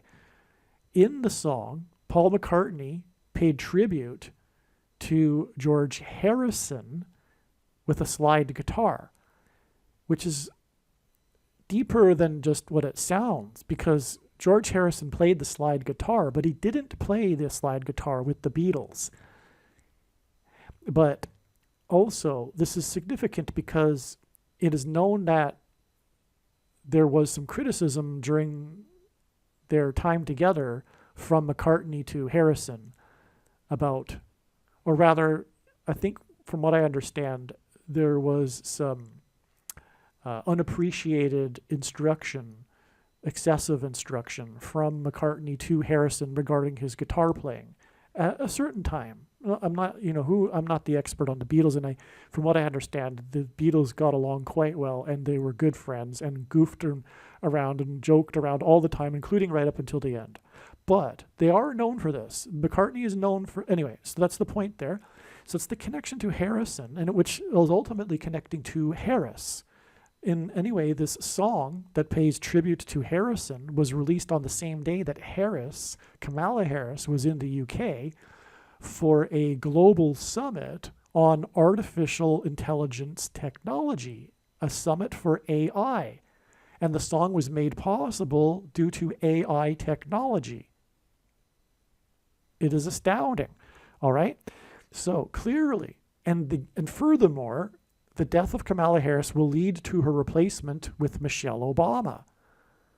And the song Michelle reached #1 in 1966, which is what 60 years and 6 months hints at. So the coming predicted explosions in Manhattan and subsequent evacuation from Manhattan Island is in turn symbolism for the coming evacuation of God's faithful in what is called the rapture. For those that don't know, the rapture is this idea in Christianity in which God's faithful will disappear and not die and escape the severe persecution from the Antichrist, and then return with Lord Jesus Christ at his second coming. And that is why John Lennon's name equals 726, which is the number that symbolizes the rapture. And the reason for this connection between John Lennon and the evacuation from Manhattan Island. Furthermore, the song Michelle has lyrics in French. The song was inspired by the Bohemian Parisian left bank culture. Michelle Obama was on the Seine River in Paris during the Notre Dame Cathedral fire on April 15th, 2019. On a personal note, I handed out warning flyers on the left bank, flyers warning of what's coming, the end times, etc., and a lot of important information. And I handed these out on the left bank of the Parisian River, the Seine River, and also inside the Notre Dame Cathedral, incognito. Okay, it took 9 hours to put out the fire. The song Michelle won Song of the Year at the 9th Grammys. Paul McCartney, was inspired by his faux French songs he would sing as a teenager while busking in Liverpool, UK. Michelle was on the Parisian River for a dinner cruise promoting her book Becoming, 3,666 days after her faux pas when she hugged the Queen in the UK. Okay, so did you get that? She did a faux pas. That's like the word in English. It's borrowed from French. It's a faux pas, right? And this was in the headlines when she did this, when she and Barack visited the Queen. She did a faux pas. This was in the UK. Now, the biggest UK band, the Beatles, Paul McCartney, was inspired with his faux French. He was faking French when he would sing as a teenager busking in Liverpool. Okay, so we have this connection here. And like I'm saying at the beginning here, the song was inspired by his time in Paris and the Bohemian left bank culture. Okay, and that's the river right where Michelle Obama was. All right? Okay. She was on the Paris River exactly 6 times 6 weeks before the 4 deaths in the plane over Washington, D.C. that caused the scramble of 4 F-16 fighter jets and 16 hints at 4 times 4 and the 44th president in Washington, D.C. And the plane was owned by a company named Encore. Encore is French for again. And the 44th president will become the president again. And I should emphasize become because Michelle Obama was promoting her book Becoming at the time of the fire, and she was on that river boat cruise on the river, which, if I failed to mention, was actually affected her cruise. Her cruise was redirected because of the fire. Okay. After Michelle will become the president, okay, so she will become the president again as Encore as a result of a plane crash, which is why the plane owned by the company Encore crashed after it flew over Washington, D.C., and there was 4 deaths and 4 F-16 fighter jets were scrambled because of it. Okay. On the day of the plane crash, which was 4 deaths and 4 F-16 fighter jets, MJ Fox, Michael J. Fox, okay, MJ, the initials equal 23 in simple English gematria, which is why it's prophetic, because Obama wore jersey 23 when he played basketball in high school.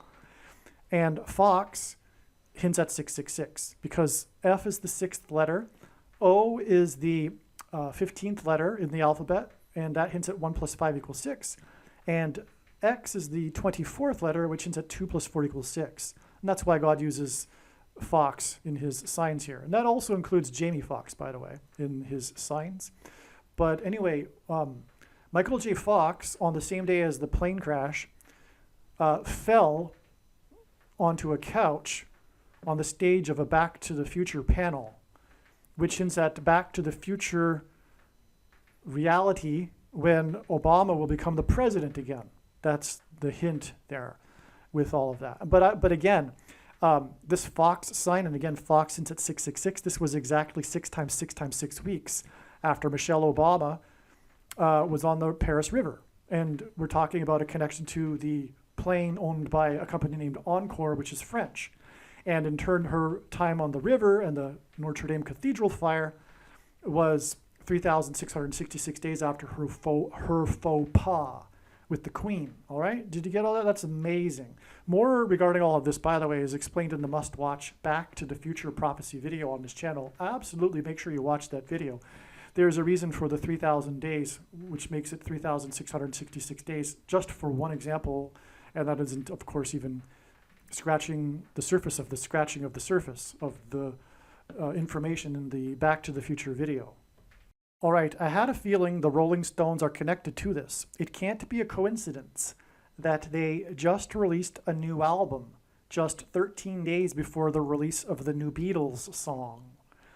Naturally, the media is talking about this coincidence. The new Rolling Stones album was released on Harris's birthday, Kamala Harris. Michelle will become the president as a result of the death of Harris. The 56 years and 8 months connection is also 680 months, which hints at H68, a stone. Okay, so the 68th word in Strong's Hebrew Old Testament Concordance is the word meaning a stone. this completes the connection. The new Beatles song is billed as the last Beatles song, and the talk about the Rolling Stones' new album is how it could be their last. This is symbolism for the end of the road for American culture, the end times. These bands also symbolize the British invasion, which is symbolism for walls of security collapsing, Book of Joshua, like I explained. So, the 680 months connection needs the Rolling Stones, and together the Beatles and Rolling Stones' new releases confirm the 680 months connection. All right? So, in other words, long story short here, we have an astounding confirmation of the connection between the song Michelle and this new Beatles song. Okay? And again, it's all pointing to Michelle Obama, and through her, the rise of the Antichrist. So, again, from the Song of the Year Awards, the 9th Grammys, it is exactly 680 months to the release of the last Beatles song, and it coincides with the timing of the release of the new album by the Rolling Stones, and 68 is the word that means a stone. Yes, the Rolling Stones release is key and is part of this connection from the Beatles' Michelle song. October 20th, 2023 is 2 times 23, which hints at, again, at 223, the 48th prime number, which hints at the 48th president. Days, okay? So 2 times 23, in other words, 46 days, to the predicted appointment of Michelle as the vice president on December 5th. 2 times 23 is 46 days, and she will be appointed by the 46th president, Joe Biden. 2 times 23 days is also 12.60% of a year, which hints at 1,260 days in Bible prophecy, which regards the period of the time of the Antichrist. October 20th, 2023 was Harris's 59th birthday. 59 is the 17th prime number. October 20th, 2023 is 17% of a year before it is predicted that Michelle will become the president. To confirm his signs, God pairs 9 and 17.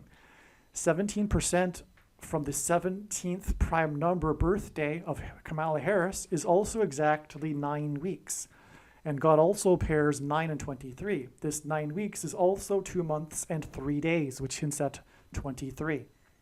And again, Harris was in the UK for a summit on AI on the day that the new Beatles, who are from the UK, song that used AI in its production was released, making it more relevant that the other British UK invasion band released its album on her birthday.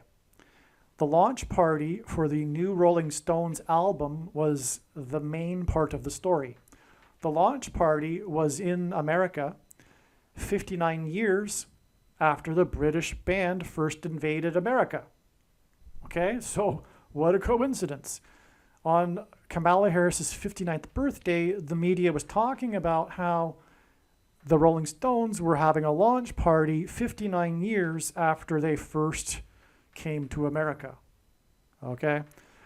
And a big part of this story was the performance of Mick Jagger and the Stones with Lady Gaga for Sweet Sounds of Heaven, the name of the song.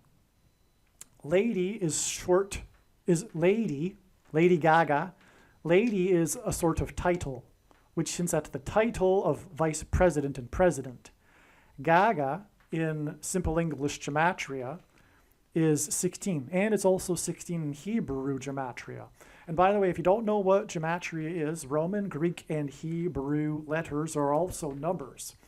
And as such, names and words can be converted into a numeric value.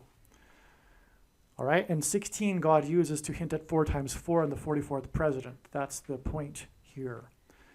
The launch party was in Manhattan. That's a typo. It's 44 days, not 4 times 4 days.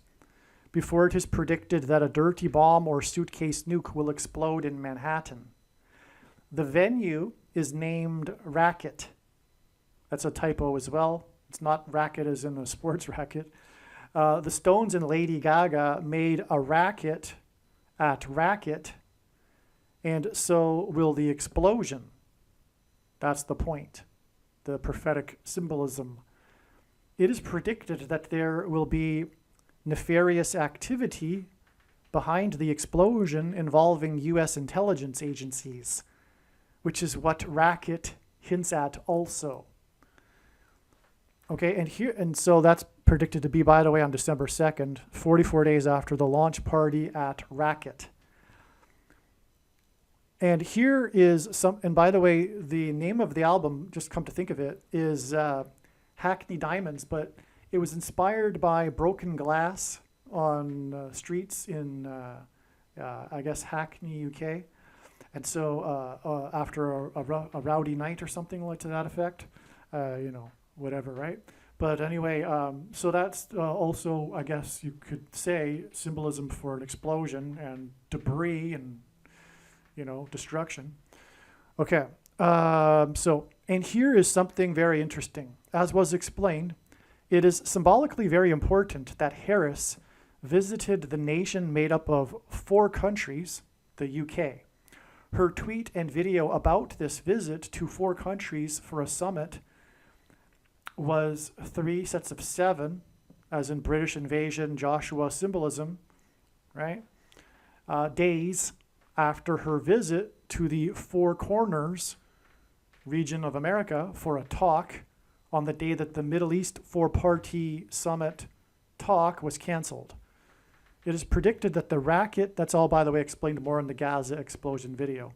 It is predicted that the racket invasion of walls of security in Manhattan on December 2nd will be 4 days after Harris's predicted crash in a plane on November 28th.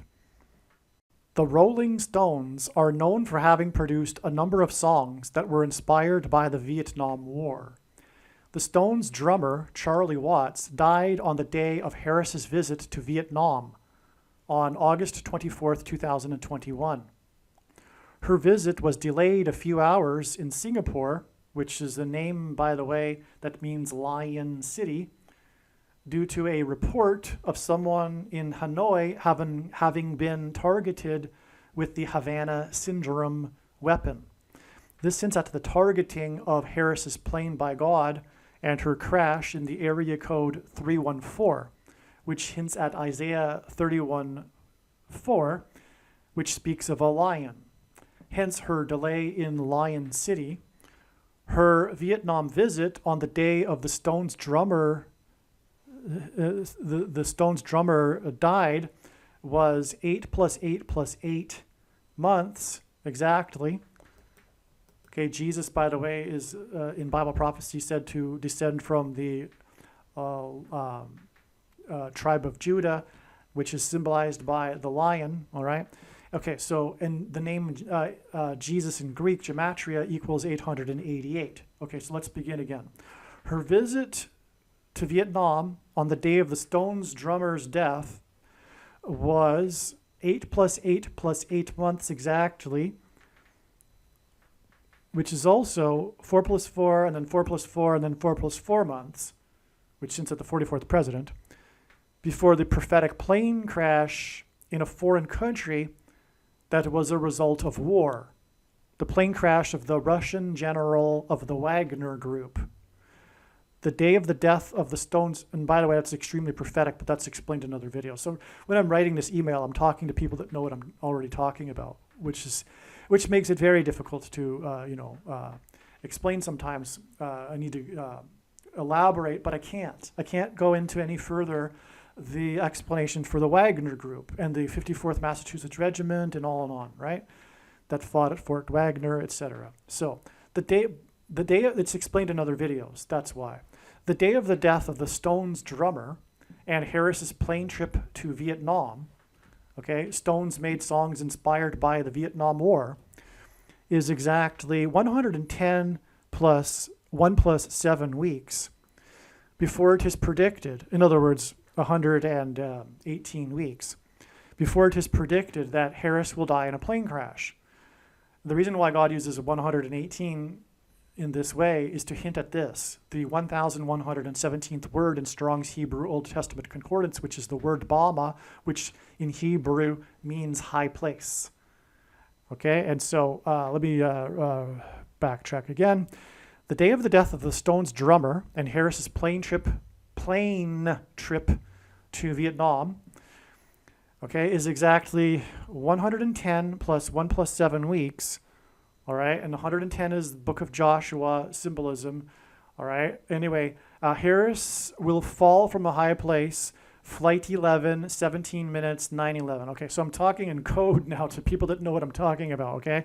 So what I mean here is one reason why God uses the number 1117 is the word Bama, and that also hints at 9/11, because on 9/11 it was flight 11 that struck the North Tower, and then 17 minutes later the world recognized that it wasn't an accident, but instead was terrorism when the second plane hit 17 minutes later. And so that's an 11 and 17 in a high place. And that's more reason for, anyway, what I'm talking about. So let's move on. The title of the new album, Hackney Diamonds, is said by Jagger to be a reference to broken glass from a car windshield during a rowdy night out. Hackney is the name of a city in the UK, and so the album's name would be a reference to broken glass in the streets of Hackney. The launch party for Hackney Diamonds was in Manhattan, 44 days before it is predicted that there will be broken glass in the streets of Manhattan. On September 6, 2023, the magazine Rolling Stone reported the Rolling Stones' announcement of their new album. The announcement of the new album was on the anniversary of the release of their last album, A Bigger Bang. It was the 18th anniversary. This 18 years is the headline of the Rolling Stone article. In the media in general, a big part of the story of the Stones' new album is how it is their first since 2005, 18 years earlier. 18 years is 6 plus 6 plus 6 years, which hints at 666, the number of the Antichrist.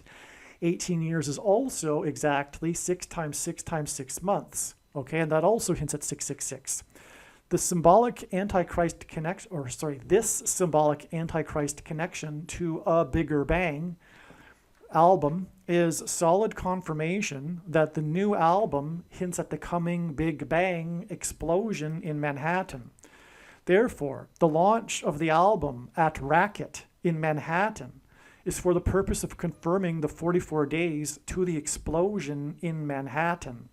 A Bigger Bang may also be a reference to how the coming explosion will be more destructive than 9/11.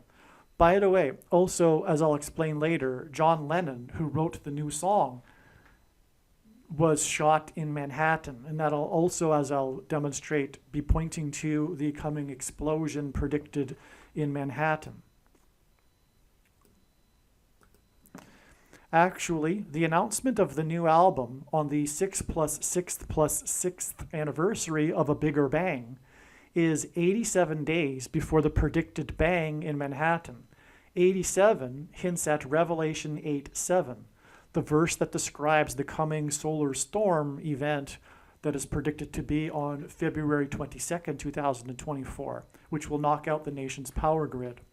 This 87 days is also 2 months and 26 days, which hints at H226, the 226th word in Strong's Hebrew Old Testament Concordance, which is the word that means prophetic sign. The bang in Manhattan, predicted to be on December 2nd, is in turn 2 times 11.23% of a year. 11.23% of a year is 41 days. Before the solar event, the predicted solar event on February 22nd. 1,123, which is what is hinted at with 11.23% of a year, is the 188th prime number. And as I explained, that's very important. In God's signs, I already explained that. It means whoa, exclamation mark, right? So that's why the 11.23% of the year, in other words, 41 days. Okay, so this hints at 2 times the woe because, again, between the predicted explosion in Manhattan, it is 2 times woe to the predicted explosion on the surface of the sun, which will be a bigger bang than the explosion in Manhattan. The coming explosion on the surface of the sun will be a bigger bang than the coming explosion in Manhattan. All right. Also, 2 times woe explosions. The one in Manhattan and the one on the sun. The Beatles set a new record in terms of time span between their first number 1 hit and most current number 1 hit at 60 years and 6 months. 666. It hints at 666. They also set a new record for time span in between their last number 1 hit and their current number 1 hit at 54 years. Their prior record was so that's a typo. The prior record was held by Kate Bush, who has the name of a president, at 44 years, the number of a president. The 44th president is the Antichrist, which is why this sign combines 60 years and 6 months in one record and 44 years in the other record. This may be overanalyzing things, but a part of the well-known hook of Michelle is the bridge that is said to be inspired by a song Lennon was listening to the night before recording. The lyric is, "I love you," with you emphasized and drawn out, followed by no vocals for the rest of the bridge. Likewise, in the new song, the chorus ends with you that is emphasized and drawn out, followed by an interval with no vocals. This correlation may be confirmation for the connection between the 2 songs in God's signs. I think it is, but there's more to be said, which I explain more in a second here. The new song was made possible because Yoko Ono is now 90 years old. 90 hints at 9, which is the number that symbolizes God's judgment, as I mentioned earlier. And McCartney got around her control because of this. Yoko Ono is, in simple English gematria, is 110. A pairing of 9 and 110. And that is profound because, again, as I mentioned earlier, God confirms his signs and connections through pairing certain numbers together, and God pairs 9 and 110 together frequently. And I've explained it many other times in other videos why, but it is 9/11 symbolism, okay? The new song reached number 1 on the date November 10th, which hints at 110. Okay? 1110 is 6 plus 6 plus 6 days before Harris's predicted crash on November 28th. Yoko Ono in English gematria is 660. 66th is the 11th triangular number, and therefore this confirms 6 plus 6 plus 6 days from November 10th. It is said that Yoko Ono was a curse on the Beatles, and therefore Antichrist symbolism. All right? And for that matter, she was nicknamed in the media the Dragon Lady. Okay, so she definitely has this Antichrist symbolism about her, being a curse on the Beatles, right? Everyone knows that, right? And her name, and God uses names, especially peculiar ones like Yoko Ono, to give us a gematria value number. And so there you have it, okay? And anyway, she's 90 years old. The song, which she had a big part in, which I didn't even get into here, she handed over the tape. She found the tape, the demo that John Lennon had made. And so she's a part of the new song story, all right? It isn't surprising that Yoko Ono would be a prophetic sign because she is a big part of the story of the Beatles.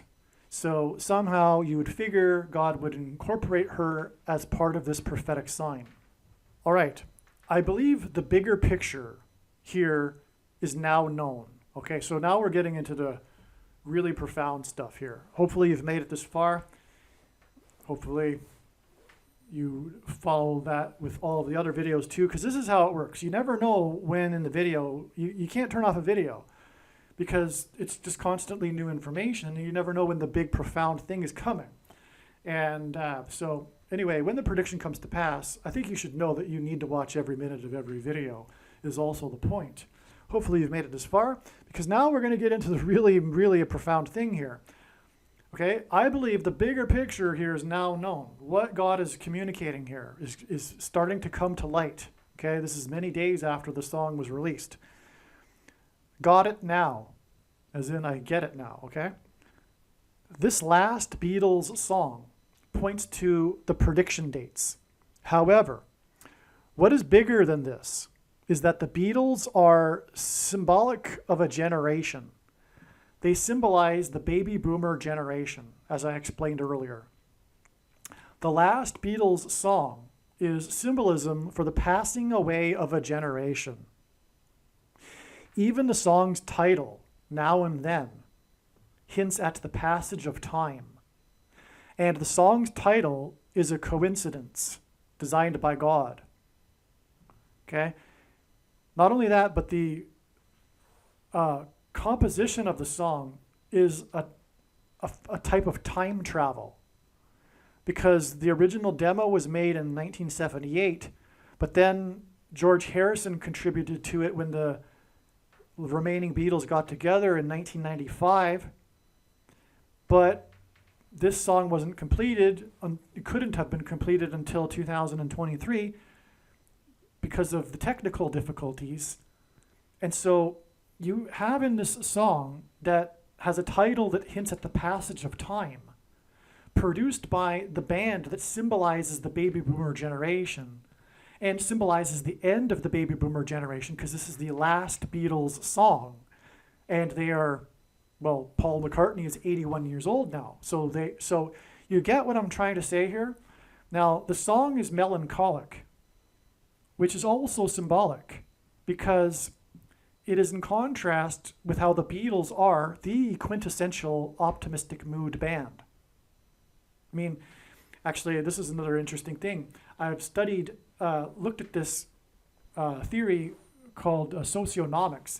And anyway, if you plot the Beatles' #1 albums on a Dow Jones chart over the decades, over the times when they were released, it coincides with stock market peaks. And that's just a reflection of optimistic mood. Well, anyway, let's move on. So the video shows them throughout the years. So the video is also this video is a big part of the prophetic sign. Okay, this video, I think it was produced by Peter Jackson as well. And I say as well because he was responsible for the technology that it provided the ability to isolate Lennon's voice in the demo, which enabled this song to be produced. Okay, so but the video, it's a time capsule, it's a time travel video as well, because you've got younger Beatles mixed in with older Beatles, and it's just, quite the video. It's quite the video production. But it's an allusion to the passage of time, is my point. Okay? So the song incorporates their voices from different songs from the past. Not only that, so they've got in the song, when they're singing together, there's samples, clips, snippets from other songs in the past when they're singing the harmony together on a note. And so they've chopped it from another song, and it could be throughout their career.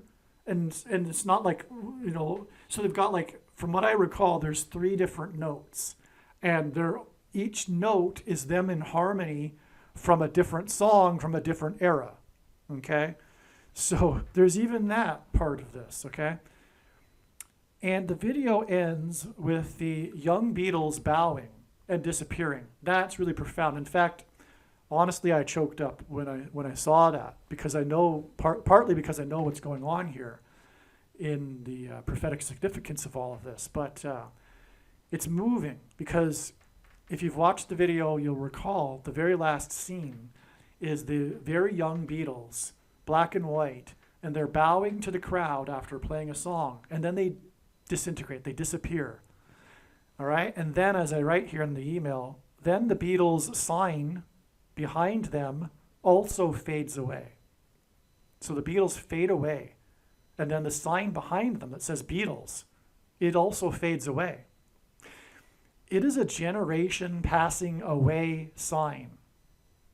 And I didn't realize it until I wrote this. But it is a literal sign, because the Beatles is a literal, actual sign. And it's in this generation passing away sign. Matthew 24:34. Truly I say to you, this generation will not pass away until all these things take place. Unquote. Okay, so Jesus spoke about the generation not passing away after the fig tree puts forth its leaves in the spring. And we know from the Old Testament that the fig tree is symbolic of Israel. And its putting forth its leaves in the spring is symbolic of its rebirth and the beginning of birth pains, as Jesus was saying in context here. The beginning of the end times is the rebirth of Israel in the spring. And Israel was literally reborn in the spring, in May in 1948. And 1948 was the beginning of the baby boomer generation. The Beatles were born in 1942. And so Jesus said that the generation that would see this would not pass away before the end. And that's what I said at the beginning of this video. I said, for me, it's a fact. It's an intuitive fact that the baby boomer generation will not pass away until before the Lord returns. And I don't even need the prophecy to know that. And I don't rely on this prophecy to know that, is what I'm saying. Absolutely not. It's amazing confirmation. But I intuitively know that the baby boomer generation is part of the end times, and it must be. You see what I'm saying? Okay? There's reasons why I know that, okay? And I've tried to explain that a little bit at the beginning of this video. When were the Beatles born? McCartney was born in 1942, right at the very beginning of the baby boomer generation. They were born just before 1948 and the fig tree putting forth its leaves, as in Matthew 24, in the spring. It's now winter, metaphorically and coincidentally, literally. Okay?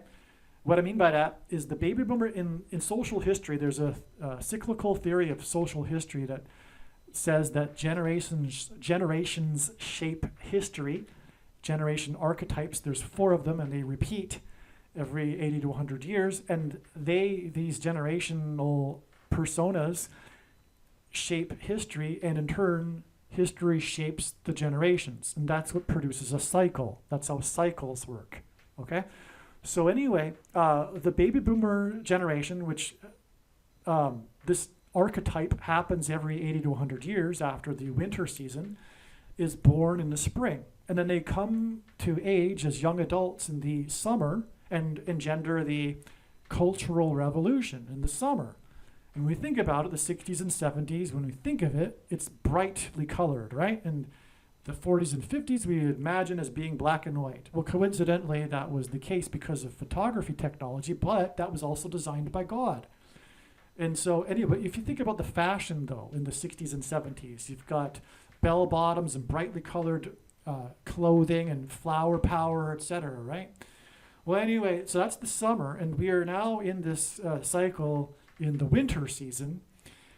And it's not only that, this last Beatles song, was released at the beginning of the winter on November 2nd, as we're moving into a literal winter coincidentally. Okay, because it's designed by God. This coincidence of the Beatles song being released as we move into winter, literally and metaphorically. The Beatles are passing away as we transition into the winter season of crisis, metaphorically and also literally, November, as I just explained. Actually, I don't think I was overanalyzing. In the Now and Then song, the lyric is, I will love you, with a long drawn out you. Likewise, in Michelle. And Michelle also repeats, I love you in the chorus. It is speculated that John had Paul in mind when he composed the song. I think this is likely true. Actually, I don't think that anymore. I know it's true now. I wrote this originally 7 days ago. As you'll see, it's fact for me. All right, and I think prophetically it's a fact. Okay, so anyway, but the larger culture at large is speculating that John had Paul McCartney in mind when he composed the song. Okay, either way, I'm sure Paul sees it as a love song between him and John. Because it is. This makes this song communication across time between the two Beatles, which further supports this theme in this sign of passage of time and the passing away of a generation. All right, so moving, actually. I choked up a little bit myself when I started to realize this is actually true. These two essentially brothers are singing to each other across time. And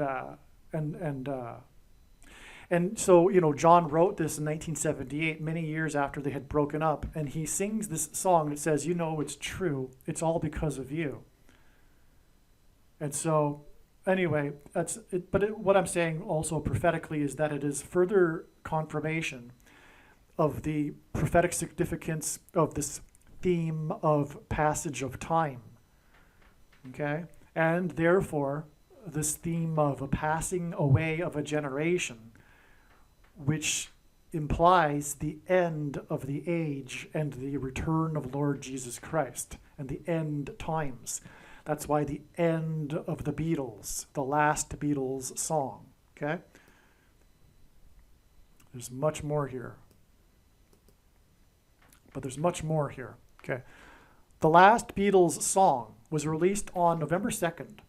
John Lennon in simple English gematria is 11 to the power of 2, 121, which is what the date 11-2 hints at. 11 to the power of 2. This last Beatles song, was written by John Lennon, and his name in gematria is 11 to the power of 2. John's name highlights the number 11, and his name symbolically aligns with the date 11-2, the release of his and the Beatles song. The reason Harris's plane will crash on November 28th is because it will hint at the Pilgrims' 11-ship flotilla in 1630 and John Winthrop's shining city on a hill speech that was derived from Deuteronomy 28. That's why she will die in a plane crash on the date 11/28. It's because of John Winthrop's 11 ships and his speech derived from Deuteronomy 28. There were 101 passengers on the Mayflower that arrived in the New World, the Pilgrims' promised land. Okay? The Pilgrims saw their crossing of the Atlantic to the New World as analogous to the Israelites crossing the Jordan River into the promised land. And there were 101 passengers on the Mayflower that arrived. 101 hints at 11, and 101 is the 26th prime number. Yahweh, the name of God, in Hebrew gematria, is equal to 26. The release of the last Beatles song, Now and Then, was released on the date 11/2, which hints at 11 and the Pilgrims, and 26 days later, which hints at the name of God, will be 1128. The date 1128 hints at the Pilgrims and Winthrop's speech derived from God's words before entering the Promised Land, and this is the date it is predicted that Kamala Harris will die in a plane crash. The last Beatles song, Now and Then, symbolizes the passage of time, not only of a generation, but the time between the founding of the nation and the Pilgrims and the current moment in time on the eve of the end and destruction of the nation. That is the big thing here.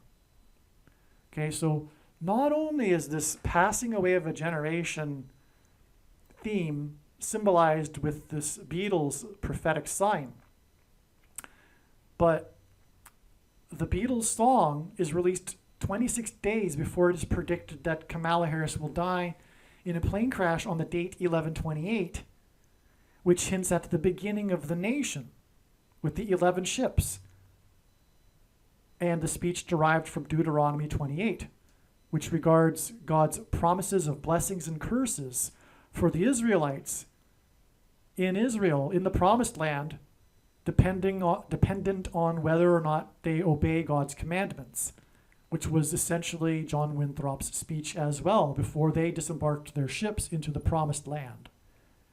Okay, so again, from this sign of the Beatles, that's symbolic of the passage of time, this song Now and Then.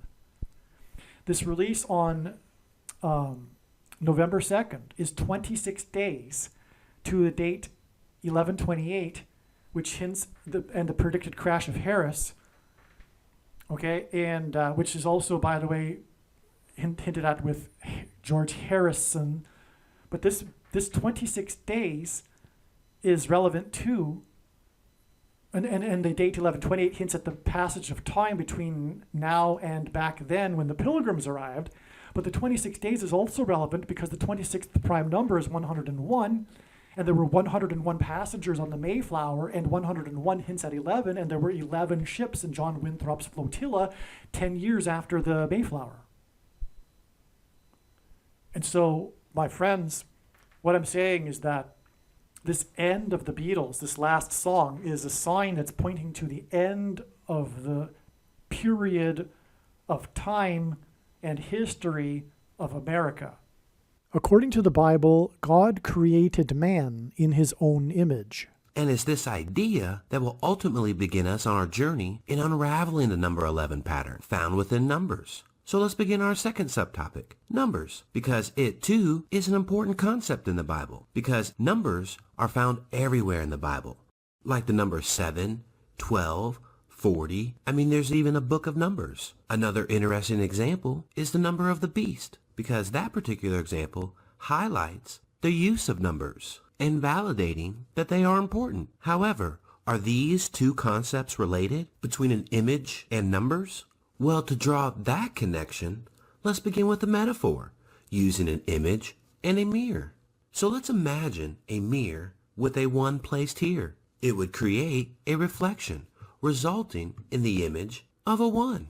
Similarly, if we start on the number line, 11 is the first numerical number along the number line to have repeating digits or reflecting digits, and can be further demonstrated when we place a mirror here in the middle of 11. We could say that 1 reflects 1, whereas 10 or 12 don't, because 1 doesn't reflect 0, nor does 1 reflect 2, and so on, hinting at the fact that the number 11 represents reflection. Another important thing to mention is that not only does reflection create an image, but that the image is symmetrical. And what is fascinating is that the number 11 will act in the same way as a mirror, creating a symmetrical image between all other numbers. This can be amazingly demonstrated by this 10 by 10 chart, representing all 2-digit numbers from 0 to 99 in numerical order.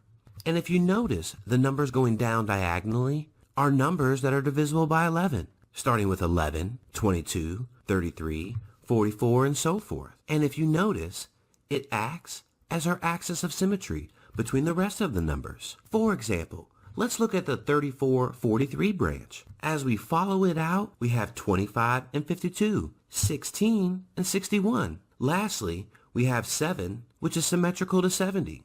This particular example is similar to the 45-54 branch, and subsequently all other branches follow this exact same relationship, demonstrating that the number 11 is literally a number of reflection, creating a symmetry between the numbers that branch off of it.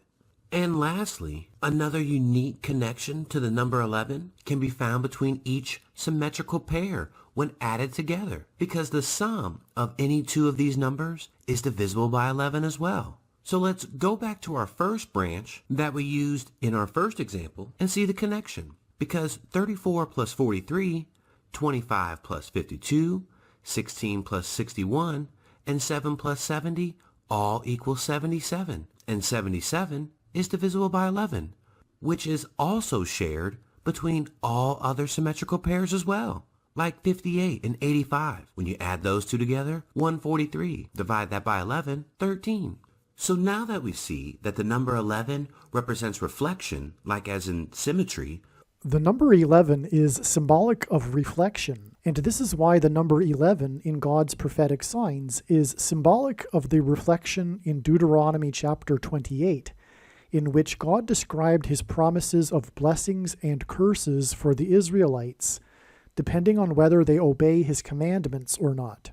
The contrast between blessings and the opposite curses is a reflection. These promises of blessings and curses were given to the Israelites before they crossed the Jordan River into the Promised Land. Likewise, the pilgrims saw their crossing of the Atlantic to the New World as analogous to the pilgrims' crossing into the Promised Land. This is why John Winthrop delivered his famous Shining City on a Hill sermon as the pilgrims crossed the Atlantic and before they disembarked their ships in the New World. Winthrop's sermon was derived from Deuteronomy chapter 28. He made it clear to the pilgrims that founded the nation of America that there would either be blessings or curses for them and their descendants, depending on whether they would follow God's commandments.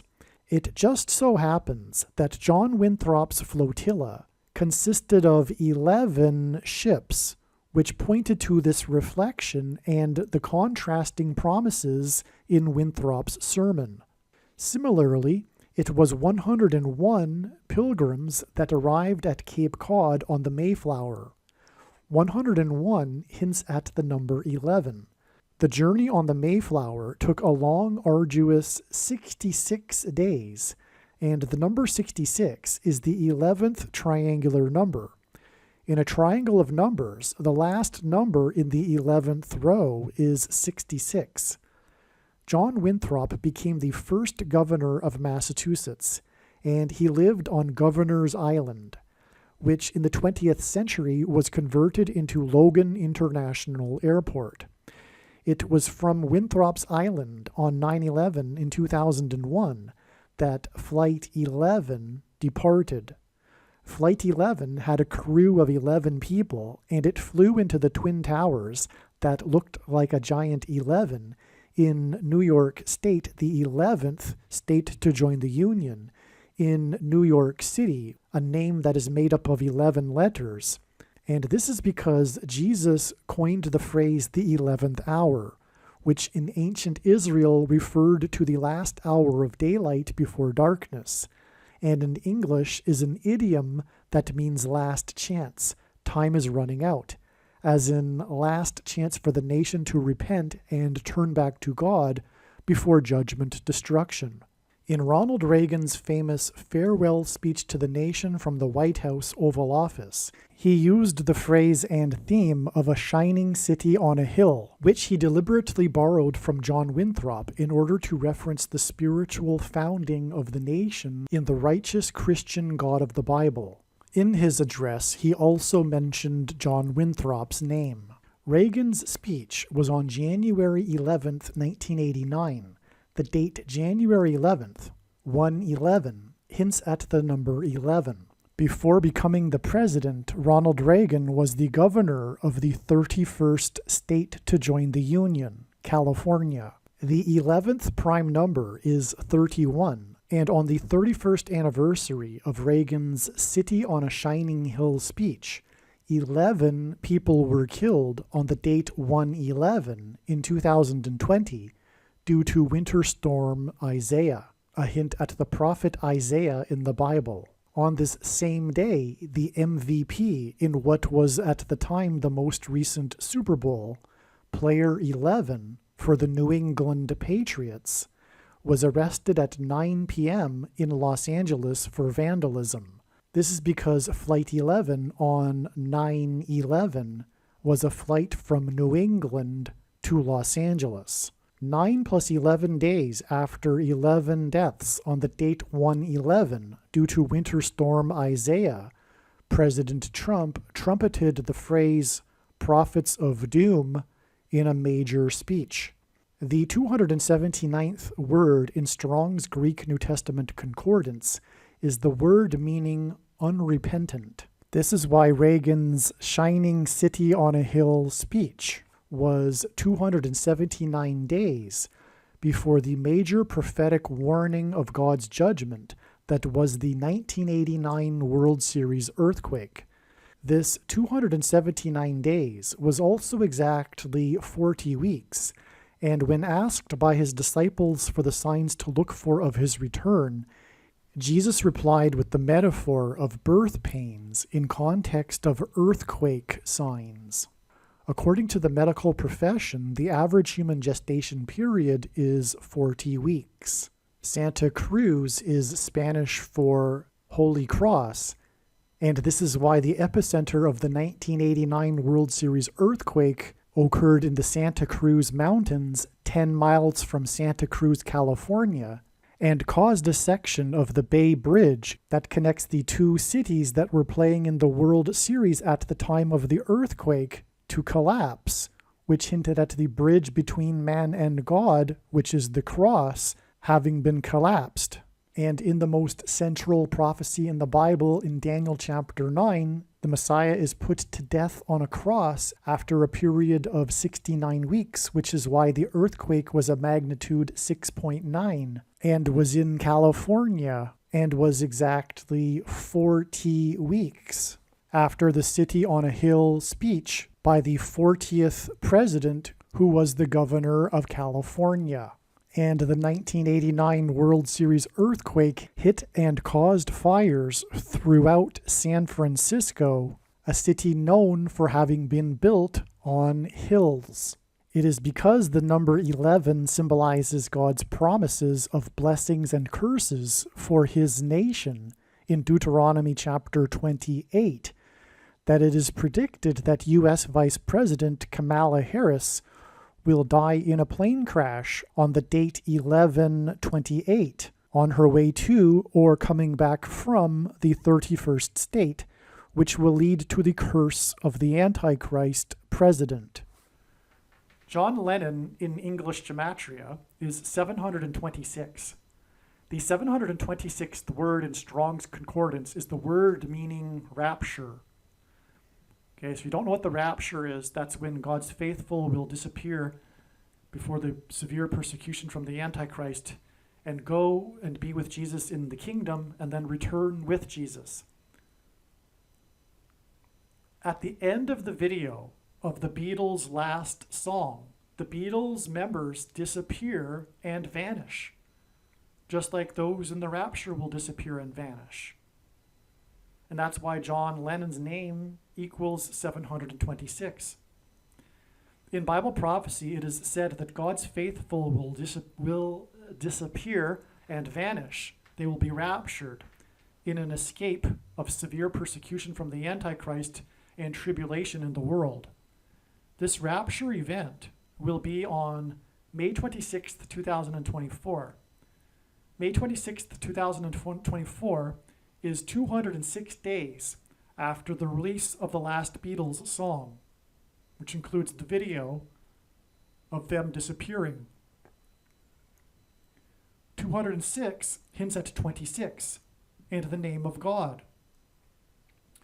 through the name John Lennon and the name of God, God has confirmed the date of Harris's plane crash, which will lead to the rise of the Antichrist, and also the date when he will rescue his faithful from the Antichrist, with two numbers that symbolize 26 in God's name. 26 days and 206 days.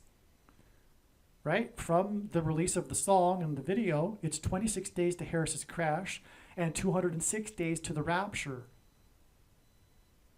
And the video hints at the rapture, and so does John Lennon's name. And we get the connection through God's name of the number 26. The vanishing of the Beatles in the video is a rapture sign. These two songs, Michelle and Now and Then, contain the lyric, I love you, and symbolize the passage of time. Communicate God's love relationship from the beginning and over time with his country, America. The last words John said to Paul before he died were, quote, "Won't you think of me now and then?" Unquote. The cassette for Now and Then was given to Paul, said on it, for Paul. Actually, I've come to learn that Paul didn't get the original, and he didn't even get a copy of the original. I think it's a copy of a copy. And anyway, apparently the original has on it written for Paul. But and from what I understand, it is believed that it's John Lennon's handwriting. I suppose I'm 90% sure that that's the general understanding, although I did hear somewhere that it's possible that it's Yoko Ono's writing when she was going through John's stuff or something and wrote it on it. But that's like bringing in the doubt. But there is no doubt, because we know intuitively what God is communicating here through his signs. We know what God is communicating. It is a love song for Paul. And when you think about it, the lyrics also are clearly a friendship. It's clearly friendship.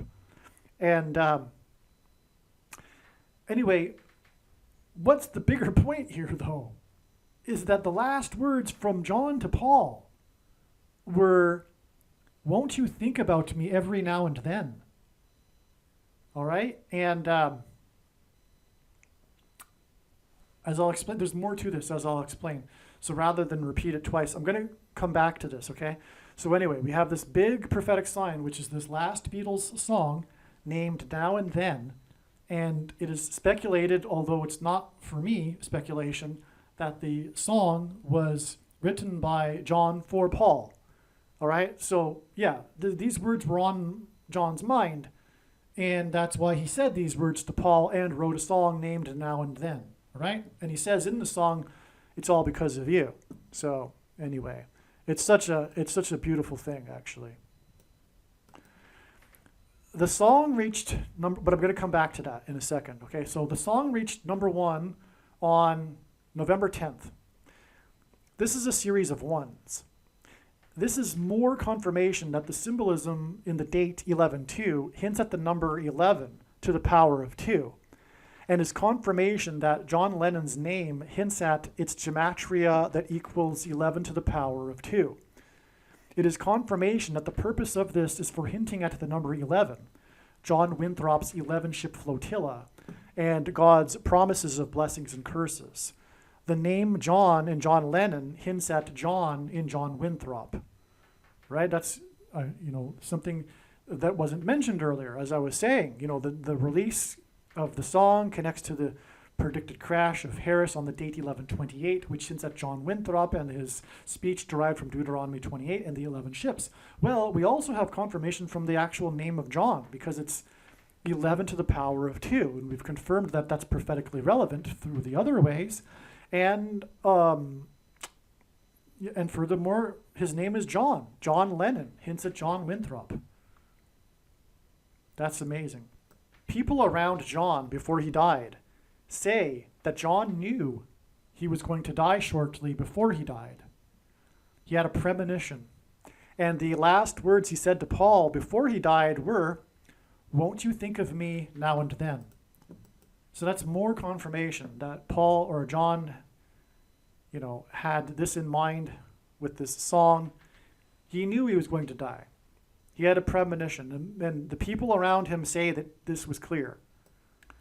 Actually, I find it hard to believe that John was randomly writing a love song that was not personal in some way.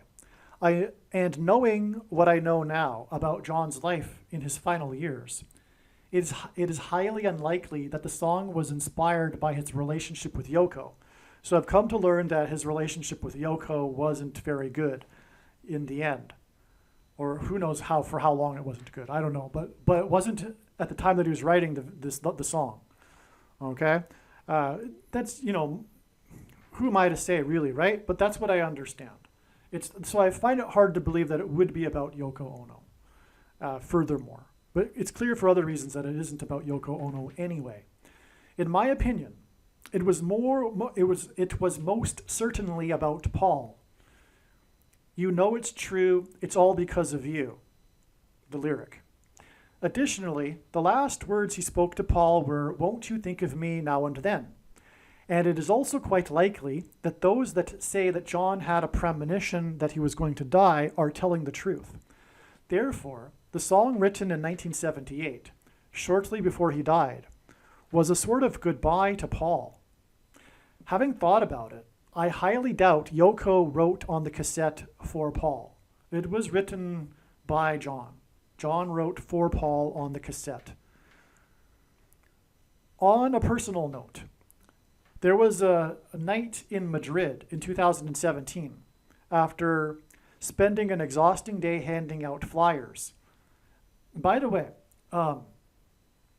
if you'd like the file for the flyer that I hand out, please contact me.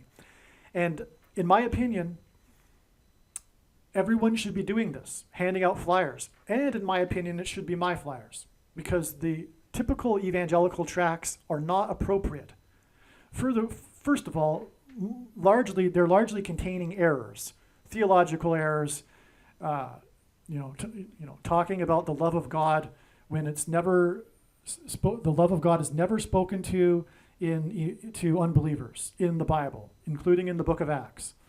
All right. Second of all, if you are watching this video, you have valuable information. It's a bag of gold. So that's another reason for not handing out typical evangelical tracts. You need to be handing out the flyer that I have, or something very, very similar, right? But the flyer I have is, a lot of time is put into it, a lot of information on it, and that's the key. It's not just one even paragraph. It's tons of information, that people desperately need to know right now. If you are a watchman, which I assume that you are if you're watching this video, you're interested in God's prophetic science, you need to be warning people as a watchman, right? You need to, as the Bible says, the sons of Issachar knew what to do according to the times. You need to know the times that you're in order to know what to do. All right, so anyway, I really don't know what people are thinking if they are not doing this. Even if they're shy, handing them out anyway, courage isn't a lack of fear, it's action in spite of it. You can hand them out on busy street corners and mailboxes, car windshields and busy parking lots, all right? And you need to be doing something like this all the time, right? I don't understand what people are thinking. It's a bag of gold, and Jesus warned Christians that did nothing with their bag of gold that they would be going to hell. That's clear in Matthew 25, okay? So, all right. So anyway, on a personal note, there was a night in Madrid in 2017 after spending an exhausting day, and you should be exhausting yourself as well. You should be working to the point of exhaustion every day. If you're watching this video, it's probable that you're spending too much, you're a video watcher, the irony here, and that you're spending too much time watching videos. You can't take the knowledge with you to heaven. You need to be using it. And you need to be getting out there every day in your spare time and exhausting yourself, working yourself to the bone. That's what it means to be a follower of Christ. Your sole purpose for being alive right now is to help others, right? After spending an exhausting day handing out flyers, I had to go to a jazz club and collect the keys to the Airbnb room from a musician playing on stage. The Airbnb place was a sort of artist's studio. I slept on some sort of inflatable mattress that seemed to be in a musician's room. But sitting alone in what would be considered a common living room of the warehouse apartment, I found myself staring at a poster of John Lennon or the Beatles and contemplating the life of John. My thoughts were how John was now dead and that his fame and fortune did not matter in the end. He had a great life, so I assumed at the time, but he lost out on the opportunity to serve God. Even though my night with accommodations had been a serious struggle, I felt blessed with that opportunity, and I was contemplating something to the effect that there is no reason to be envious of John in any way. I felt the glow of the Holy Spirit. This was just thinking to myself, it wasn't really about John. The Beatles song was produced using AI. Harris was in the UK for an AI summit on the same day the song was released. It reached number one after 60 years and 6 months since their first number one hit. Their last number one song was 54 years ago, which broke the prior record of 44 years. It reached number one on November 10th, 2023. 7 days later, Samuel Harris Altman was fired as CEO of OpenAI on November 17th. In turn, which hints at that 1,117 that I mentioned earlier, by the way. In turn, 11/17 is 11 days to the predicted date of Harris's crash in St. Louis. This 7 days and then 11 days hints at Genesis 7:11, and also the eclipse that peaked over St. Louis at 1:17 p.m. The Beatles founded the Apple Music Company. Their first and last hits are 60 years and 6 months apart. The Apple computer was sold, the first one, was sold for $666.66. An apple is the symbol for the forbidden fruit and the serpent in the Garden of Eden that tempted Eve. The Antichrist's number is 666.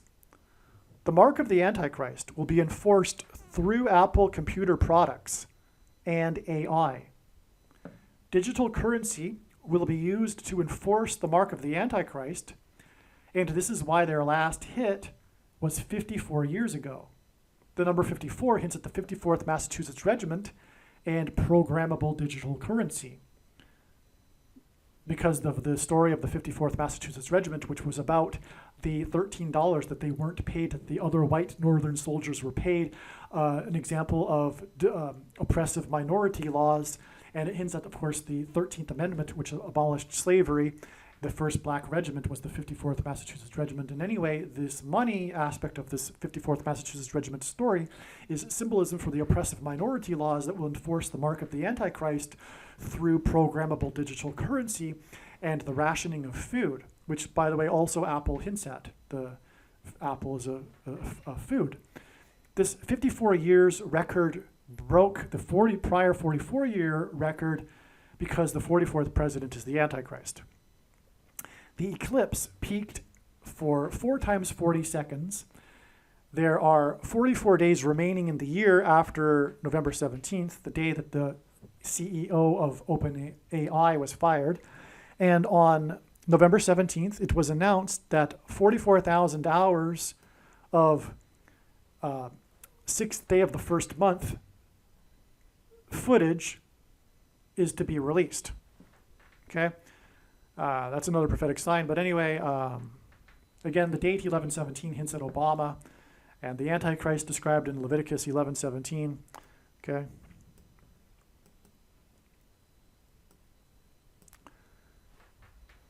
Okay, the Beatles' famous last ever concert was in Candlestick Park in San Francisco.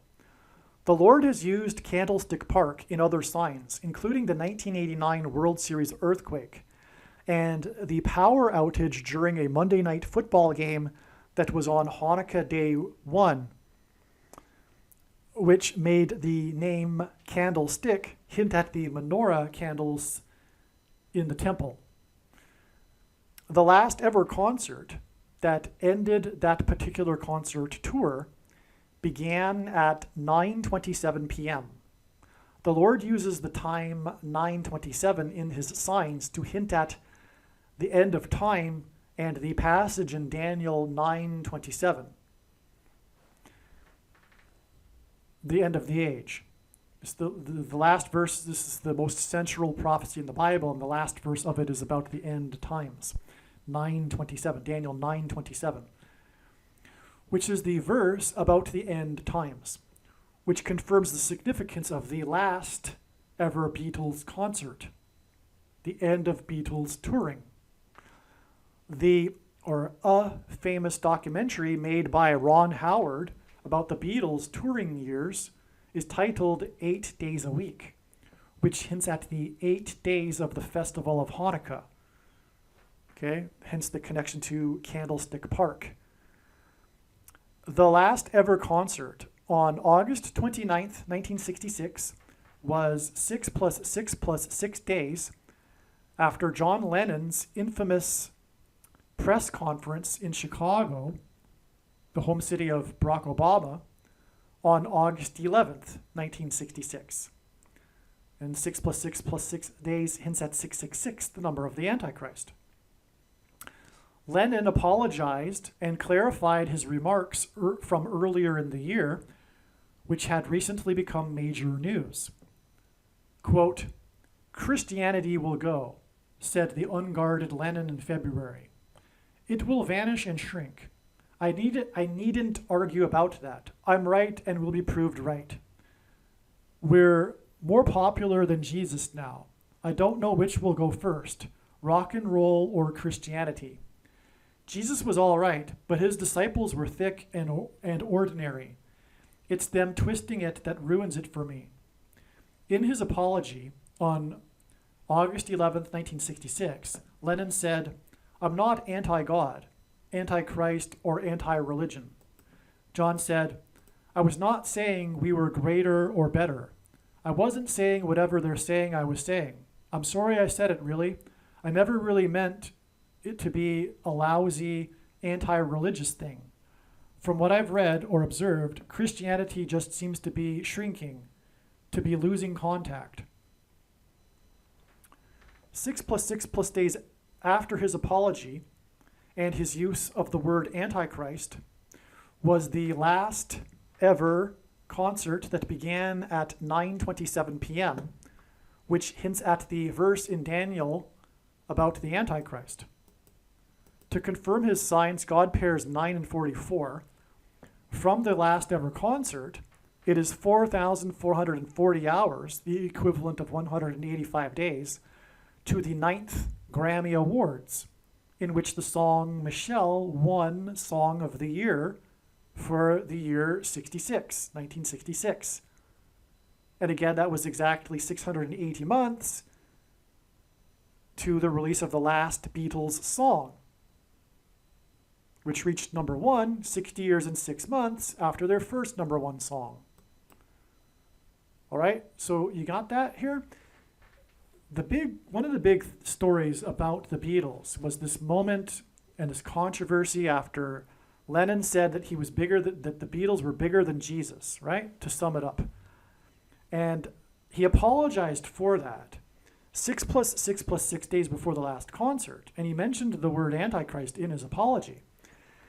And the number of the Antichrist is 666. And then from the apology, it is 4,440 hours, which hints at the 44th president, to the 9th Grammys. And God pairs 9 and 44 to confirm the signs and connections. And the 44th president will become the president again through Michelle, and Michelle won the Song of the Year at the Grammys. And as I explained earlier, that connects with the number 68, which is a hint at the word stone to the release of the Beatles song in conjunction with the release of the Stones, the Rolling Stones album, as I explained earlier. So this is all amazing here.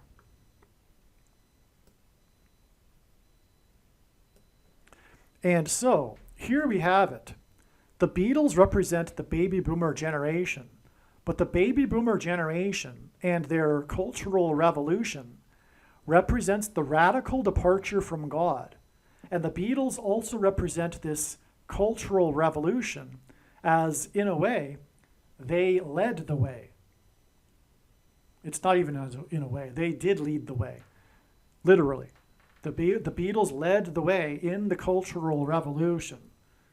You know, and God designed it, by the way, for them to break up at the appropriate time when they no longer needed to be leading the way of the cultural revolution. You go into the 1970s and the cultural revolution is well underway by that point. And so the purpose of the connection to the song Michelle in 1966 is to point to the words of John Lennon in 1966. That's the bigger picture here, okay? Yes, okay, we got this fine connection to the song Michelle, hinting at Michelle. Of course, she will enable Barack to become the president again, but there's more to it, right? Now, as I mentioned earlier, you know, Michelle was born, 1 year, 8 months, and 8 days, 188 before the song was released, etc. But there's still more to it. Ultimately, it's also pointing back to this year, 1966, right? That's also, again, why the 60 years and 6 months connection, too, between the first and most recent or last hit, number one hit. It's all about 1966, but it's pointing to 1966 because of the symbolism in the last concert that was 6 + 6 + 6 days after John apologized for his controversial remarks about Christianity. And that's what it's all pointing to here. Because the Beatles embody this sentiment towards Christianity in the baby boomer generation and the cultural revolution. That's what it's all about here. All right, so this is the bigger purpose of this last Beatles song, Prophetic Sign. It is a passing away of a generation sign, but it isn't just any generation. This is the baby boomer generation, the drivers of American culture for 60 years. It is entirely fitting that the end of the baby boomer generation would coincide with the end of the age, and the return of Lord Jesus Christ. I have read about and been quite interested in the subject of generations and their roles in social history. In my opinion, it is obvious that it is impossible for the Lord to return after the baby boomer generation has passed away. The baby boomer generation is not going to be absent for the end times. This is an intuitive fact for me. Paul McCartney is 81 now. The leading edge of the baby boomer generation is now past the average life expectancy age. The time for the Lord to return and the end of the age is now. All right, so as I wrote here, there's more to the story of Now and Then and the John and Paul connection. It's in the second half of this video. It's clearly supernatural. So there's too much to type out to my friends here, so I'm just going to give it a shot explaining it, okay? So as I mentioned earlier in the video, I said I would come back to this theme of John writing the song for Paul and John's last words, okay, to Paul. By the way, those last words to Paul were in the hallway of the Dakota building in Manhattan. And John was shot in the Dakota building of in the hallway of the Dakota building in Manhattan, okay? But anyway, his last words to Paul were, "Won't you think of me now and then?" And the song, as we know, was titled Now and Then, that John wrote shortly before he died. And clearly it's a song that's about friendship. It's clearly about Paul. And there's even speculation, which I think is true, that the words for Paul on the original copy are actually John's handwriting. All right, but shortly after, from what I understand, from what I recall, maybe like a year after John died, Paul McCartney had gotten together with his childhood idol, Carl Perkins, a famous singer from before the time of the Beatles. And Carl, I guess it would have been the 50s. I think Carl Perkins would have been a rock and roll artist in the 1950s. But Carl Perkins, in the presence, I think in Paul McCartney's home, from what I recall, sang a song that he wrote for Paul. And the song ends. How does the song end? The song ends with the words "now and then." But I'm not sure if it says, "Won't you think of me now and then?" But I think it is. I think it does say something to that effect. But the final words of the song are "now and then," and it's about thinking of their Carl Perkins and Paul McCartney's friendship. And apparently, McCartney broke into tears because Carl Perkins sang the song for him. He hadn't heard it before. Paul hadn't heard the song before. He sang it for him in his home, and Paul McCartney broke into tears and had to step outside. And then Linda McCartney explained to Carl Perkins what had happened, because those were the last words, and Carl didn't know that. Those were the last words of John to Paul. And that can't be a coincidence. But not only that, we have in a video, and you can see it in the video that I've linked to in this email, but there's a moment where Carl Perkins is in his home studio telling the film crew about the story, about the song that he sang for Paul and the sentimental meaning it had for Paul and everything. And right at that moment, on the intercom, his wife or someone buzzes Carl Perkins and tells him that Paul McCartney had just called. And the film crew and Carl Perkins is shocked, and the film crew are like laughing, but it's like a shock kind of laugh. Like, like we can't believe what's just happened here, because he was just talking about Paul. And then Paul called him. And it's not like they call every day, because Carl Perkins asked his wife or whoever, did you get his number? Because, Paul just, the message was Paul just called.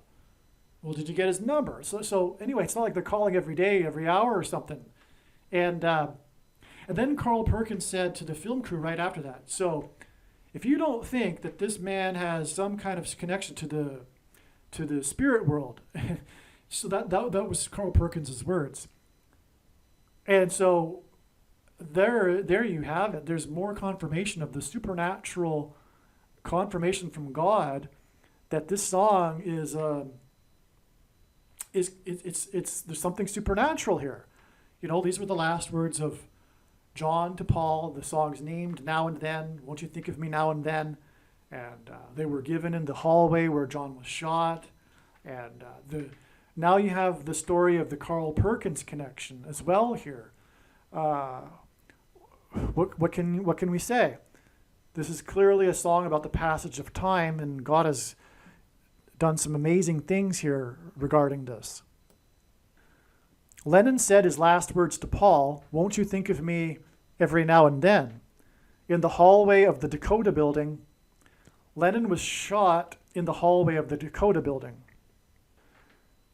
The first recording of the Beatles was on August 22nd, 1962, when Granada Television documented the up-and-coming Liverpool band. That was the first time they were ever recorded. All right? August 22nd, 1962.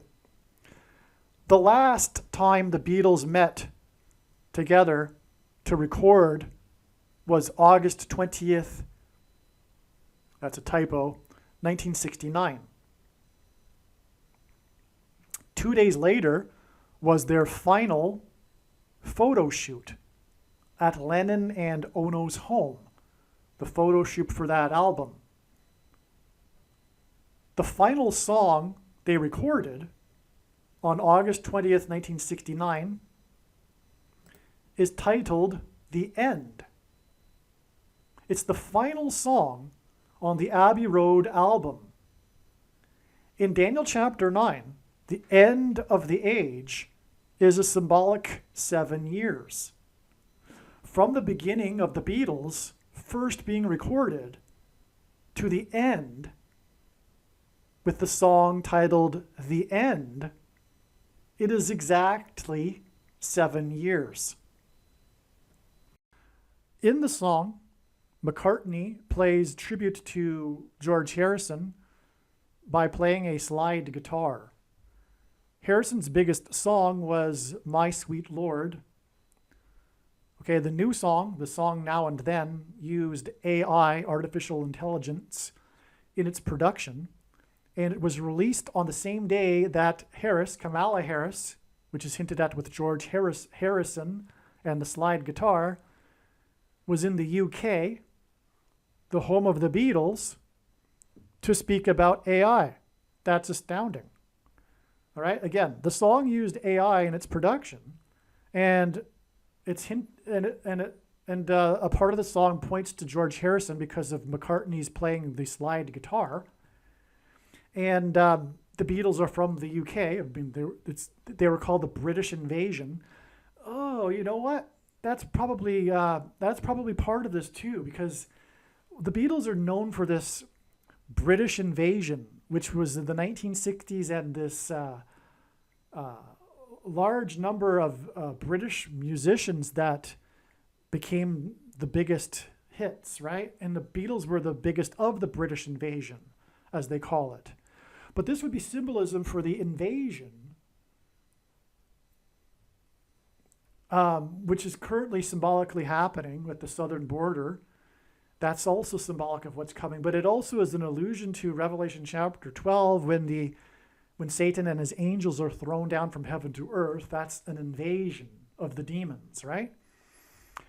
And ultimately, we are talking about eventually here next year, a mass demonic possession and genocide. But anyway, so invasion. Okay, so that's amazing. Harris was in the UK on the same day, speaking about AI, on the same day that the song that used AI that was released, made by the Beatles, who are from the UK. Okay. 11/2, the date, hints at 2 planes that crashed into the 2 towers that looked like a giant 11, beginning with Flight 11 with a crew of 11, by the way. That's what the date 11/2 hints at. 11/2 in 2023 was exactly 36 months, and God uses 36 months for a few reasons, but one is that in the Bible, King Ahab was given, or rather, God relented from destroying the kingdom of Israel after King Ahab repented, and God relented for 3 years. That destruction that would have happened had King Ahab not repented. Well, anyway, Bill Clinton repented exactly 3 years to the very minute on live television with a pastor before the last building collapsed on 9/11. Anyway, 36 also, because 36 months is 3 years, and also 36 hints at or symbolizes 666, the number of the Antichrist in Bible prophecy, because 36 is 6 times 6, but also 2 times 18, which is 6 plus 6 plus 6. And the 36th triangular number, which in a triangle of numbers, the last number in the 36th row is 666. And 1 plus 2 plus 3 plus 4, all the way up to 36 equals 666. And so this 11/2 date on which the song was released, and this date that hints at 9/11, was released exactly 36 months after the death of the clock tower lady in From Back to the Future, whose last acting role was playing Mrs. Harrison, as in Kamala Harris, in a TV show. The clock tower lady's death was exactly 999 weeks after the towers on 9/11. All right, the most important number in God's signs is the number 9, is from the Bible. It symbolizes God's judgment. Believe me, I know far better than you how the prediction made in this video was derived. And more importantly, I know far better than you why the righteous Christian God of the Bible has given me a voice through this prediction. If you are a quote-unquote Christian or Muslim, this prediction was not learned through a demon. Be warned that blaspheming the Holy Spirit is the unforgivable sin. If you are a New Ager or New Spirituality person, this prediction was not learned through somehow tapping into the supposed universal collective consciousness. If you are a conspiracy theorist, this prediction was not learned through figuring out a supposed code that the Illuminati and Satanists are using. This prediction was learned through the Bible and through watching carefully the Lord's prophetic signs, which Jesus commanded all Christians to do. Besides proving that Jesus Christ is the Lord, the reason why God has given me a voice through this prediction is to prove that the controversial things that I am saying in the videos on this channel are the truth. Therefore, a wise person will want to watch all of the videos on this channel. What I will also do is create a video or two that summarizes some of the controversial things that the Lord will prove to be true when the prediction being made in this video comes to pass. I will leave links to these must-watch videos in the description box below this video. Again, the purpose of this prediction, that is from God, is to prove these things that I will talk about. And therefore, it would be foolish to not watch the videos that I will leave links for in the description box below this video. Aliens and UFOs are demons masquerading as aliens and UFOs. Most people's spiritual experiences are demonic deception, especially if they are not a true follower of Christ. In the last days, many people who claim to be a follower of Christ will have spiritual experiences that are in reality demonic. God became a man and died a horrible death at the hand of the ruler of this world, Satan, and then defeated death for you, so that you too can overcome death, which is the price that must be paid for sin. It is time to repent, which means to change one's ways and turn to God and become a disciple of Jesus. Please leave a like and upvote the video, and once this prediction has come to pass, share this video with everyone you know, and more, don't stop sharing it everywhere in social media. It is essential that everyone immediately read the homepage of my website, TrumpPrediction.com. If you are watching this on the YouTube platform, please note that not all of the videos are on YouTube. You need to switch to the Odyssey.com or Rumble.com channel, and do it now in case you aren't able to later.